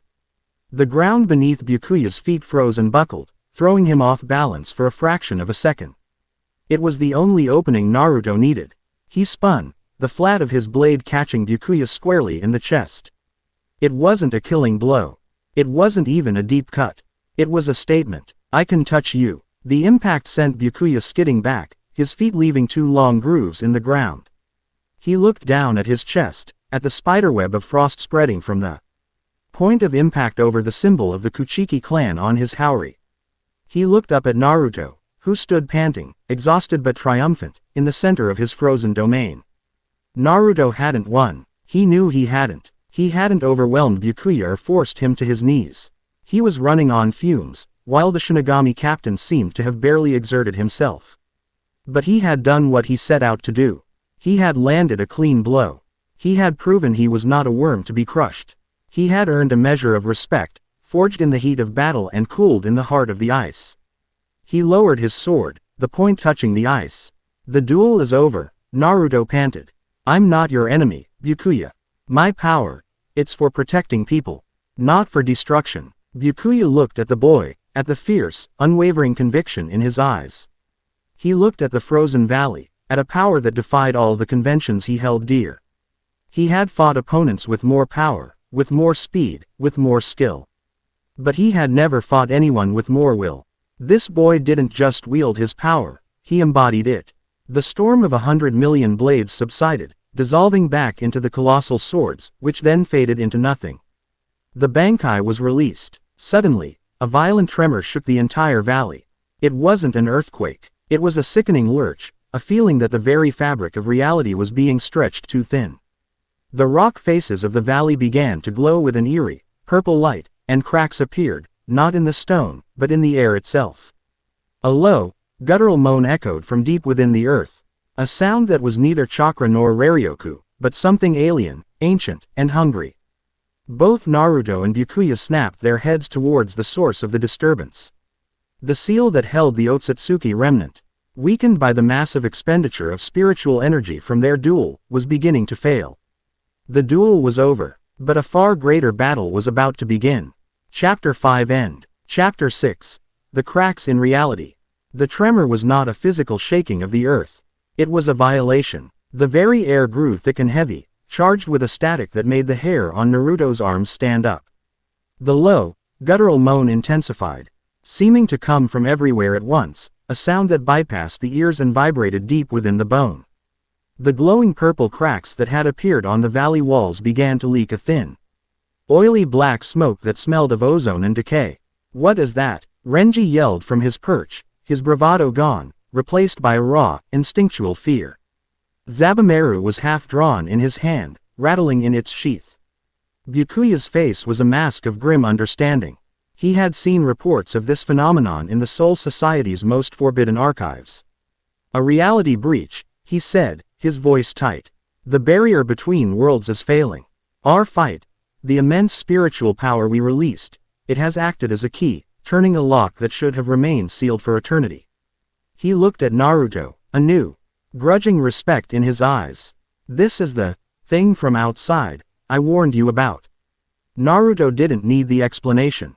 He could feel it. This new presence was anathema to everything he was. If his and Byakuya's power were different forms of water, this was a caustic acid, dissolving everything it touched.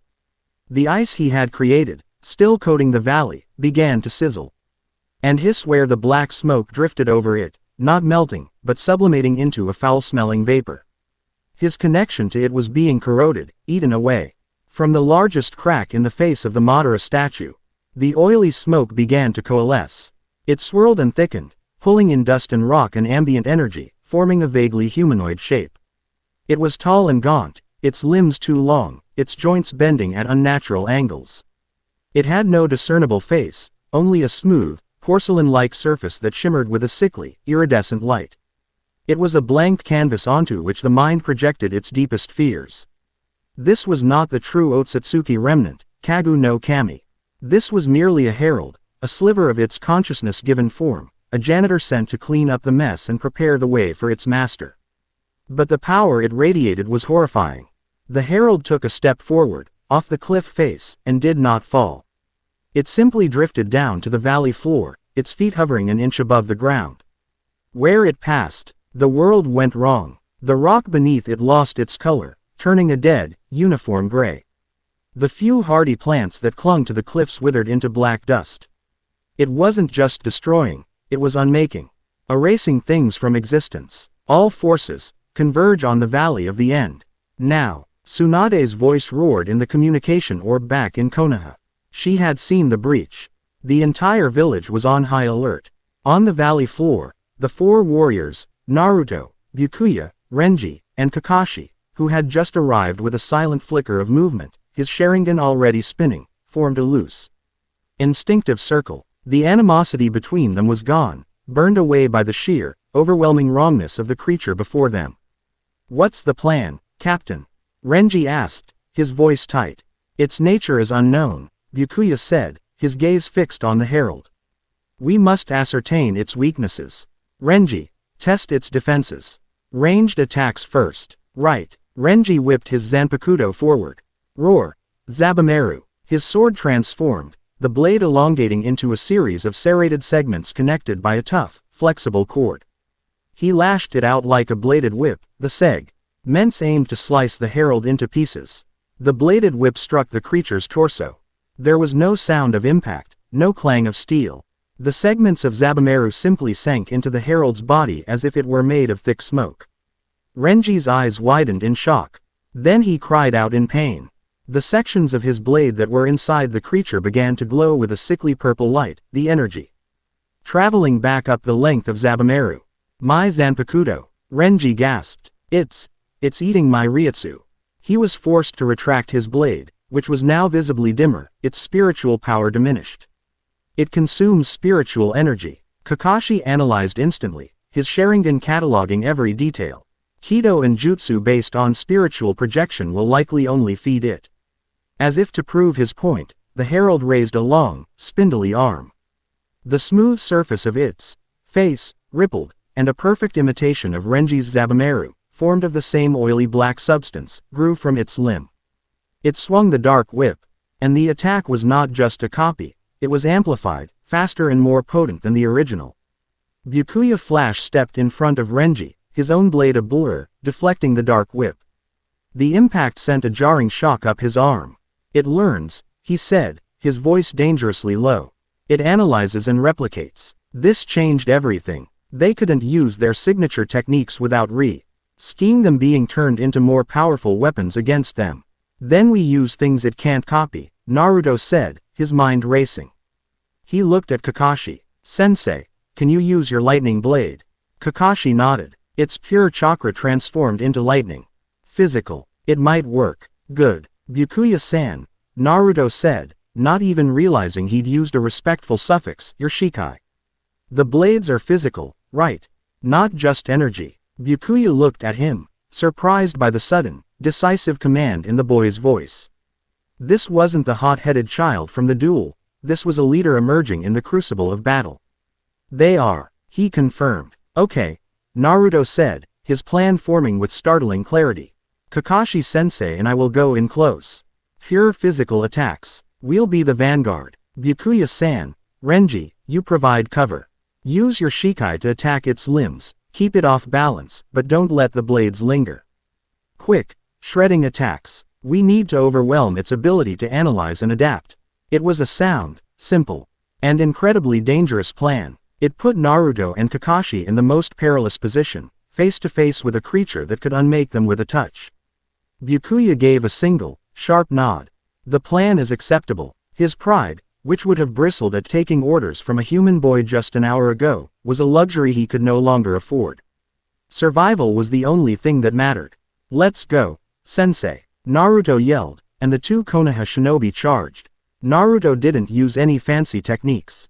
He coated Hyokutsu Ryujin in a thick layer of his own chakra, a trick he'd learned from Asuma, creating a buffer between his Zanpakutō's pure spiritual power and the herald's corrosive aura. The blade glowed with a faint blue light, the energy of his soul shielded by the energy of his body. Kakashi's hand crackled to life with the sound of 1,000 chirping birds. Reikiri. They attacked from opposite sides. Kakashi's Reikiri plunged into the herald's shoulder. There. Was a high-pitched screech of tearing static, and the creature's form flickered. The physical lightning was hurting it, disrupting its semi-corporeal form. Naruto swung his blade, the chakra-coated ice carving a deep gash across the creature's chest. Black, oily, blood, that sizzled on contact with the air sprayed out. The herald recoiled, its featureless face turning towards him. Scatter, Senbon Sakura, Byakuya's voice rang out. A controlled storm of a few thousand petals swirled in, not attacking the main body, but shredding the herald's legs, forcing it to stumble. Roar! Zabumaru, Renji's blade, though weakened, lashed out, wrapping around one of the creature's arms and, with a powerful yank, tearing it clean off. The herald shrieked, a sound that cracked the very stone around them. The severed arm dissolved into smoke, but a new one immediately began to grow in its place. It was regenerating. It's not enough, Kakashi grunted, pulling his hand free as the wound he'd made began to close. We can't do enough damage fast enough. The herald's form began to ripple and warp. It had analyzed their physical attacks. Spikes of the same black, obsidian-like material erupted from its body, turning it into a walking vortex of blades. It spun, a whirlwind of death, forcing them all to leap back. It adapted, Renji yelled, barely dodging a spike that would have impaled him. Now what? Hotshot. Naruto landed on the frozen river, his mind racing. The creature was a perfect defensive and adaptive fighter. It consumed energy, it replicated techniques, it regenerated from physical damage. And it evolved its defenses in seconds. Trying to beat it at its own game was impossible. They weren't fighting a warrior, they were fighting a sentient learning algorithm of destruction. So, don't fight it. The voice of Hyokutsu Ryujin seemed to whisper in the back of his mind. Overwhelm it. We can't outthink it, Naruto said, his voice echoing in the sudden lull. So we have to hit it with something so big, so powerful, that it can't adapt or consume it all at once.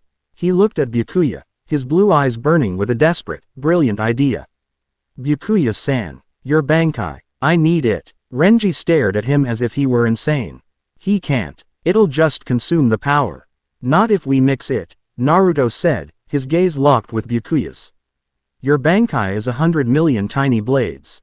My power is absolute cold. What happens if every single one of your blades is infused with my ice? The concept was staggering. A fusion of two completely different powers from two different worlds. It was unheard of, theoretically impossible. A Zanpakutō was a reflection of a single soul. To merge its power with another's. But Byakuya saw the logic in Naruto's madness. Senbon Sakura Kageyoshi was a physical phenomenon born from spiritual power. Naruto's ice was the same. They weren't mixing oil and water. They were mixing two different kinds of steel to forge a new alloy. It has never been done, Rukia said, his voice tight with the sheer gravity of the proposal. There's a first time for everything, Naruto shot back. It's our only chance. A strange, silent understanding passed between the noble captain and the outcast Jinchuriki. It was a bond forged not of friendship, but of mutual respect for the other's power and a shared, desperate will to survive. Do it, Rukia commanded, a leader making a hard choice. Kakashi, Renji, buy us time. Kakashi and Renji didn't hesitate. They launched themselves back into the fray, a desperate dance of distraction. Kakashi used his Sharingan to predict the Herald's movements, creating diversions with Earth-style walls and water clones. Renji used Zabumaru's range to harass the creature from a distance, forcing it to divide its attention. Rukia stood on the riverbank. His eyes closed. Bankai, he breathed. Senbon Sakura Kageyoshi. The sky once again filled with the ocean of 100 million blades. They did not attack, but hung in the air, a shimmering pink aurora of death, waiting. Naruto stood on the frozen river, his own sword plunged into the ice. He closed his eyes, reaching deep into the silent, cold core of his being. He didn't just summon his power. He unleashed it. He let the entirety of his Raryoku flow out of him, not in a directed attack, but as a massive, omnidirectional wave of absolute zero. Daiguren Hyokutsu Ryujin, he roared, giving a name to the tidal wave of cold. The world turned white. A blizzard, far more intense than the one he'd summoned in Konoha, erupted in the valley. The temperature dropped to a point where the very air seemed to crackle. The wave of absolute cold washed over Byakuya's Bankai. The effect was instantaneous and breathtaking. Every single one of the 100 million Any blades became encased in a layer of Naruto's spiritually charged ice. They were no longer pink, but a brilliant, shimmering crystalline white, each one radiating an aura of profound cold. The silent, whispering hum of Senbon Sakura was replaced by a sound like the tinkling of a billion tiny ice chimes. Byakuya's eyes snapped open. He could feel it. His Bankai was still his, still under his control, but it was more. It was heavier, colder, and pulsed with a power that was not his own. He raised his hand, and the new, frozen storm responded to his will. It worked, Renji stammered, staring at the sky in utter disbelief. The herald paused its assault, its featureless face tilting upwards as if sensing the monumental shift in the nature of its enemy. It seemed to understand, in its own alien way, that what it was facing now was not just a collection of individual threats, but a single, unified catastrophe. Now, Byakuya said, a new, terrible power resonating in his voice. Naruto, standing on the ice, gave a sharp nod. He directed his will, not at the herald, but at the ice dragons still dormant within the frozen river. They erupted once more, a dozen of them, not to attack, but to encircle the herald, caging it in a writhing prison of moving ice, limiting its mobility. Then, Byakuya brought his hand down. Senkei, he commanded, initiating one of the final forms of his Bankai. The scattered blades did not attack as a wave. Instead, they swarmed together, forming 1,000 distinct, full-sized katanas of pure, shimmering ice-infused energy. They floated in the air, eating a circular arena of swords around the herald, trapping it completely. The herald shrieked, trying to break free, but the cage of ice dragons held it fast. It tried to absorb the energy of the floating swords, but their nature had been fundamentally changed. The cold was a poison to it, and trying to consume the blades was like trying to drink acid. This is the end, Byakuya said, his voice echoing with the finality of a judge passing sentence. One of the floating swords shot from the air, plunging into the herald's back. It didn't just pierce, it froze the creature from the inside out. Another sword followed, and another, and another. It was a hailstorm of perfectly aimed, perfectly lethal strikes. Naruto, seeing his chance, added his own power to the final assault. He raised his hands, and the cage of ice dragons collapsed inward, not just trapping the herald, but crushing it, their bodies breaking apart into 1,000 massive, jagged shards of ice that impaled the creature from all sides. The final attack was a symphony of destruction. A storm of 1,000 frozen blades and the crushing power of a dozen collapsing ice dragons, all hitting a single point at the same time. The herald let out one final piercing shriek that vibrated across dimensions. Its body, unable to absorb, regenerate, or adapt, simply overloaded. It flickered violently, then imploded, collapsing in on itself with a sickening crunch. A shockwave of purple energy erupted outwards, and then there was nothing. Only silence, and the gentle tinkle of the last of Senbon Sakura's icy blades dissolving into the air. The battle was won. Naruto collapsed to his knees on the ice, the exertion of the combined attack having utterly drained him. His vision swam, and his limbs felt like lead. Byakuya, too, was breathing heavily, the toll of linking his Bankai with another's power evident on his face. Kakashi and Renji rushed to their sides. "You did it," Kakashi said, a rare note of profound amazement in his voice. He placed a hand on Naruto's shoulder to steady him. "You actually did it." Renji looked at Byakuya, then at Naruto, then back again. The world had been turned on its head. The snot-nosed, arrogant human brat he'd come to punish had just fought alongside his captain to create a technique that had saved all their lives. "Captain," Renji started, your report to the Seraite." Byakuya looked at the spot where the herald had been, then at the exhausted boy kneeling on the ice. The law was absolute, but for the first time in his life, he had seen something more powerful than the law, a will that could bend reality itself to protect others. To take Naruto back to Soul Society for disposal now was not justice. It would be a crime. "My report will state," Byakuya said, his voice clear and firm, "that the spiritual anomaly designated Naruto Uzumaki is not a threat to be neutralized, but a vital and necessary guardian of this world against threats that Soul Society cannot, or will not, face."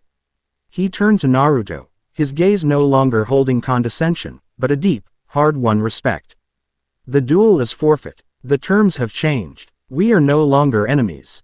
It was a VCTORY more profound than any he could have won with his sword. He hadn't just earned his freedom. He had changed the mind of the law itself. But as the adrenaline faded, the true cost became apparent. The reality breach, though the herald was gone, had not sealed. It remained a glowing, ugly scar in the sky, a silent promise that this was only the beginning. Chapter 6 End. Chapter 7. Whispers in the Shadows. The silence that followed the herald's destruction was more unnerving than the battle itself. The Valley of the End was a wreck, a chaotic sculpture of shattered rock and unnaturally persistent ice. All of it bathed in the sickly purple glow of the reality breach that still hung in the air like a poisoned moon.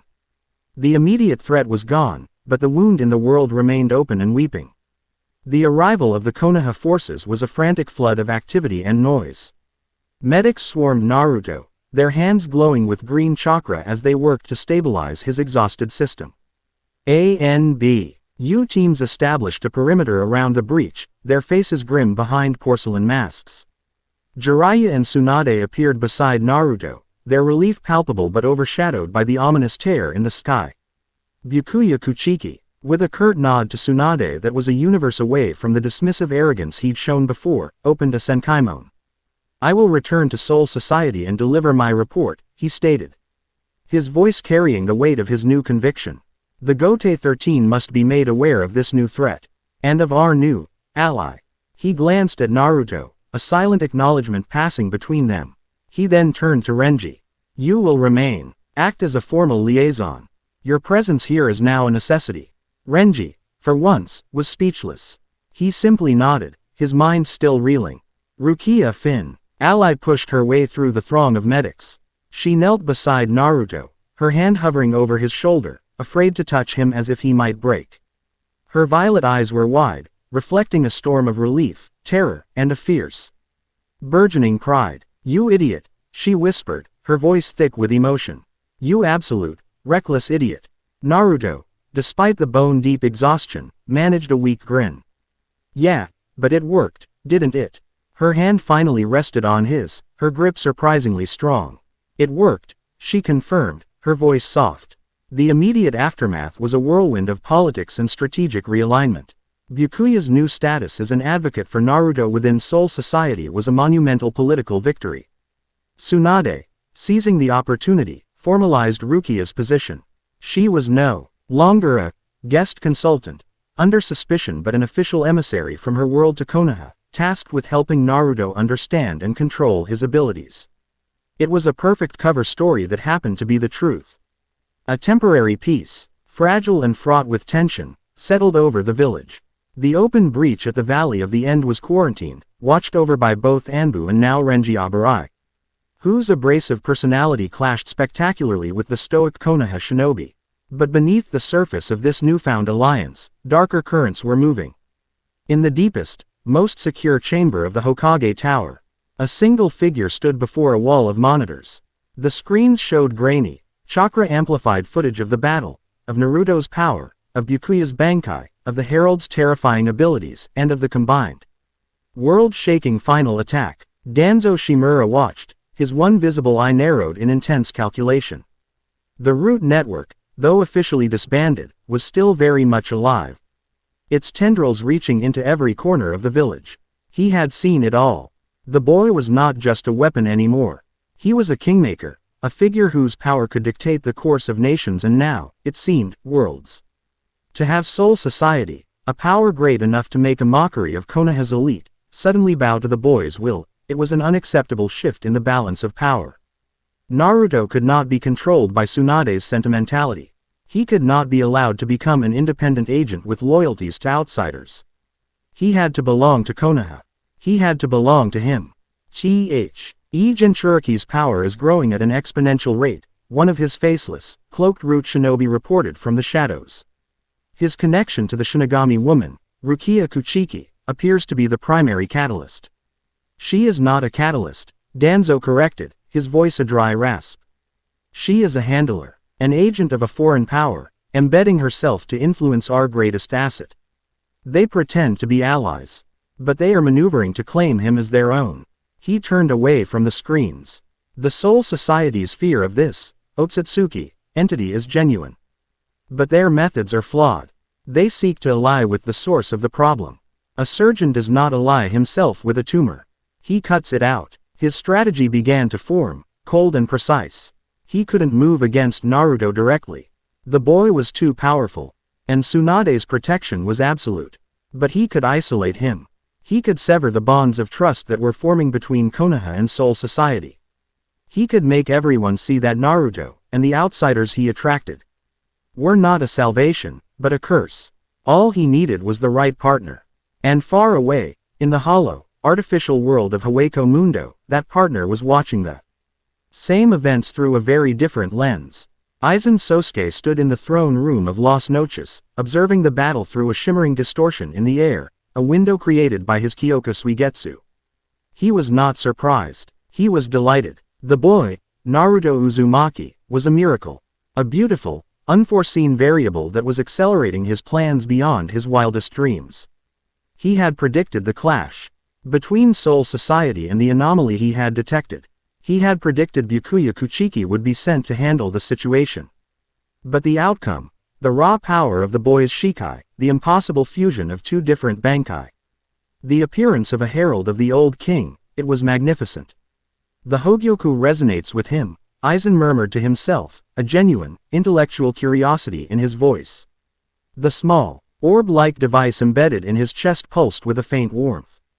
It sees his limitless potential for growth, his defiance of the very laws of existence. He is not just a key. He is a catalyst for evolution itself. Jin Ichimaru, leaning against a pillar with his perpetual, unnerving grin, spoke up. So, what's the plan, Captain Aizen? Ya gonna go snatch him up? No, Jin, Aizen said, a faint, condescending smile on his lips. That would be crude. Why pluck a flower when you can cultivate the entire garden to grow as you wish? Aizen's plan was far more subtle than conquest. He didn't want to possess Naruto. He wanted to use him. He wanted to use the chaos Naruto created. The alliance between the shinobi and the Shinigami was a temporary, fragile thing built on a common fear. Aizen would shatter it. He would feed their paranoia, stoke their pride, and turn them against each other, with Naruto caught in the middle. The resulting conflict, the sheer volume of spiritual and emotional energy, would be the perfect food to bring the Hogyoku to its final, transcendent state. He raised a hand, and a garganta tore open beside him. The time has come to make a new friend. He stepped through the portal. Not into the land of fire, but into a dark, subterranean tunnel beneath it. He emerged into one of the forgotten, sealed-off sectors of Konoha's root Anbu headquarters. Danzo Shimura was waiting for him. He wasn't surprised. His spies had reported the strange energy signature. "You are the one who deserted Soul Society," Danzo stated, his hand resting on the hilt of the sword concealed within his cane. "Aizen Sosuke. And you are the one who truly cares for the future of this village," Aizen replied, his voice smooth and placating. "A man willing to do what others, like Tsunade, are too weak-willed to even consider." The air was thick with tension. Two master manipulators, two men of boundless ambition, stood face to face. "What do you want?" Danzo asked, his voice sharp. "The same thing you want," Aizen said with a disarming smile. "Order, stability. To see this world protected from threats it cannot comprehend." He gestured vaguely upwards. "Your Hokage has formed a pact with my former comrades. It is a foolish, sentimental alliance that will lead to your ruin. They do not see the boy as an ally, they see him as a prize to be claimed. They will use your village as a shield in their war against Kagu no Kami, and when it is over, they will discard you." Everything Aizen said resonated with Danzo's own deep-seated paranoia.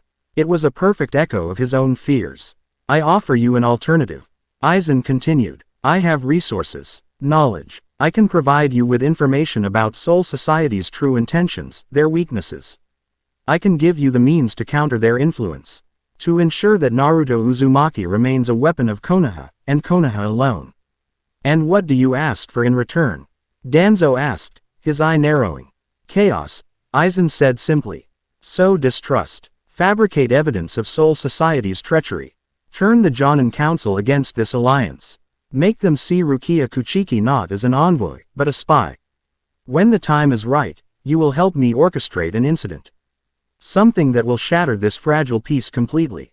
The ensuing conflict will be beneficial for my own research." It was a devil's bargain. Danzo would get the political ammunition he needed to undermine Tsunade and consolidate his own power over Naruto, and Aizen would get the war he needed to feed his Hogyoku. Danzo was silent for a long moment, weighing the immense risk against the unparalleled opportunity. "I accept," he said finally. A cold, triumphant smile touched Aizen's lips. The seeds of betrayal had been planted. Unaware of the shadows gathering around them, Naruto and Rukia found a strange new rhythm to their lives. The intensity of the battles had stripped away all pretense. They no longer danced around their shared secret, they lived in it. Their days were a mix of training and quiet companionship. He would show her his village, the real one, not the one a tourist might see. He took her to Ichiraku Ramen, where Tsuki Inuyame, who had known him since he was a lonely child, treated Rukia with an uncomplicated warmth that visibly disarmed her. She, who had grown up in the harsh poverty of the Rukongai and the stifling formality of a noble house, had never experienced the simple, easy kindness of a family-run restaurant. He watched, fascinated, as she tried ramen for the first time, her initial aristocratic suspicion melting into wide-eyed delight. "This is surprisingly good," she admitted, trying and failing to maintain her composure. "Told you," he said with a grin, feeling a warmth in his chest that had nothing to do with the hot broth. In return, she took him deeper into her world. In the evenings, they would sit on the Hokage monument, the stone faces of the past watching over them, and she would tell him stories of Soul Society.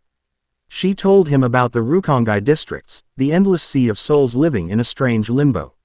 She told him about the Shinigami Academy, of her friends there, of the crushing pressure to live up to the Kuchiki name.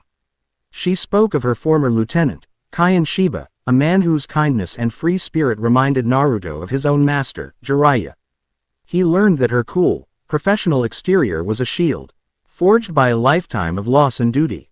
She learned that his loud, boisterous personality was a defense against a childhood of profound loneliness. They were both orphans, in their own way, who had found a semblance of family in the structured, violent worlds of their respective militaries. One evening, as the moon hung full and bright in the sky, they were sparring in their usual secluded training ground. The clash of their blades was no longer a test, but a conversation. They moved in perfect sync, anticipating each other's movements, a dance of ice and steel. During a break, as they sat catching their breath, Naruto found himself just watching her. The way the moonlight caught the sharp lines of her face, the way her violet eyes seemed to hold a galaxy of unspoken thoughts. The bond between them, forged in battle and tempered in these quiet moments, had deepened into something he couldn't ignore, something that made his heart beat a little faster. "What are you staring at, idiot?" she asked, noticing his gaze. A faint blush touched her cheeks. "You're just really different from anyone I've ever met," he said, the words coming out more honest and vulnerable than he intended. "You're all prim and proper and you talk about rules and pride all the time, but you're also the first person who wasn't afraid of my power. You just saw it, and you saw me, and you decided to help." Rukia was taken aback by his sincerity. "You were a dangerous anomaly who needed to be understood," she said, reverting to her professional tone, but her eyes betrayed her. "It was my duty." "Nah," he said, shaking his head. "You could have just followed your orders. You could have let your brother take me away. But you didn't. You stood up for me." He paused, gathering his courage. "Why?" She looked away, towards the lights of the village. "Because," she said softly, "when I saw you fighting those Akatsuki, when you stood up to my brother, you looked like him." "Like who?" "Kaion Dono," she whispered. "He always said the most important thing wasn't a Shinigami's duty or a noble's pride, but where the heart was. He said you leave your heart with the comrades you fight to protect."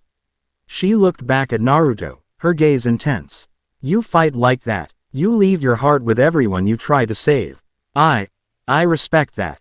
The air between them was charged, thick with unspoken feelings. The clang of their swords had been replaced by the frantic beating of their own hearts. Naruto felt an almost magnetic pull towards her, a desire to close the small distance between them. This was it. This was the moment. But just as he started to lean in, a hell butterfly, black and ominous, fluttered down from the night sky. It landed on Rukia's shoulder, its presence a jarring intrusion. Her body went rigid, her expression, which had been soft and open, shuttered closed. She listened to the silent message, and a look of pure dread crossed her face. "What is it?" Naruto asked, the fragile, beautiful moment shattered. "It's from the 12th Division," she said, her voice strained. "From their research and development department. They've been analyzing the data from the reality breach." She stood up, her entire demeanor shifting back to that of a soldier on duty. "The breach isn't stable, it's degrading. And the energy signature of Kagu no Kami, it's not just stirring anymore. It's starting to awaken." Chapter 7 End.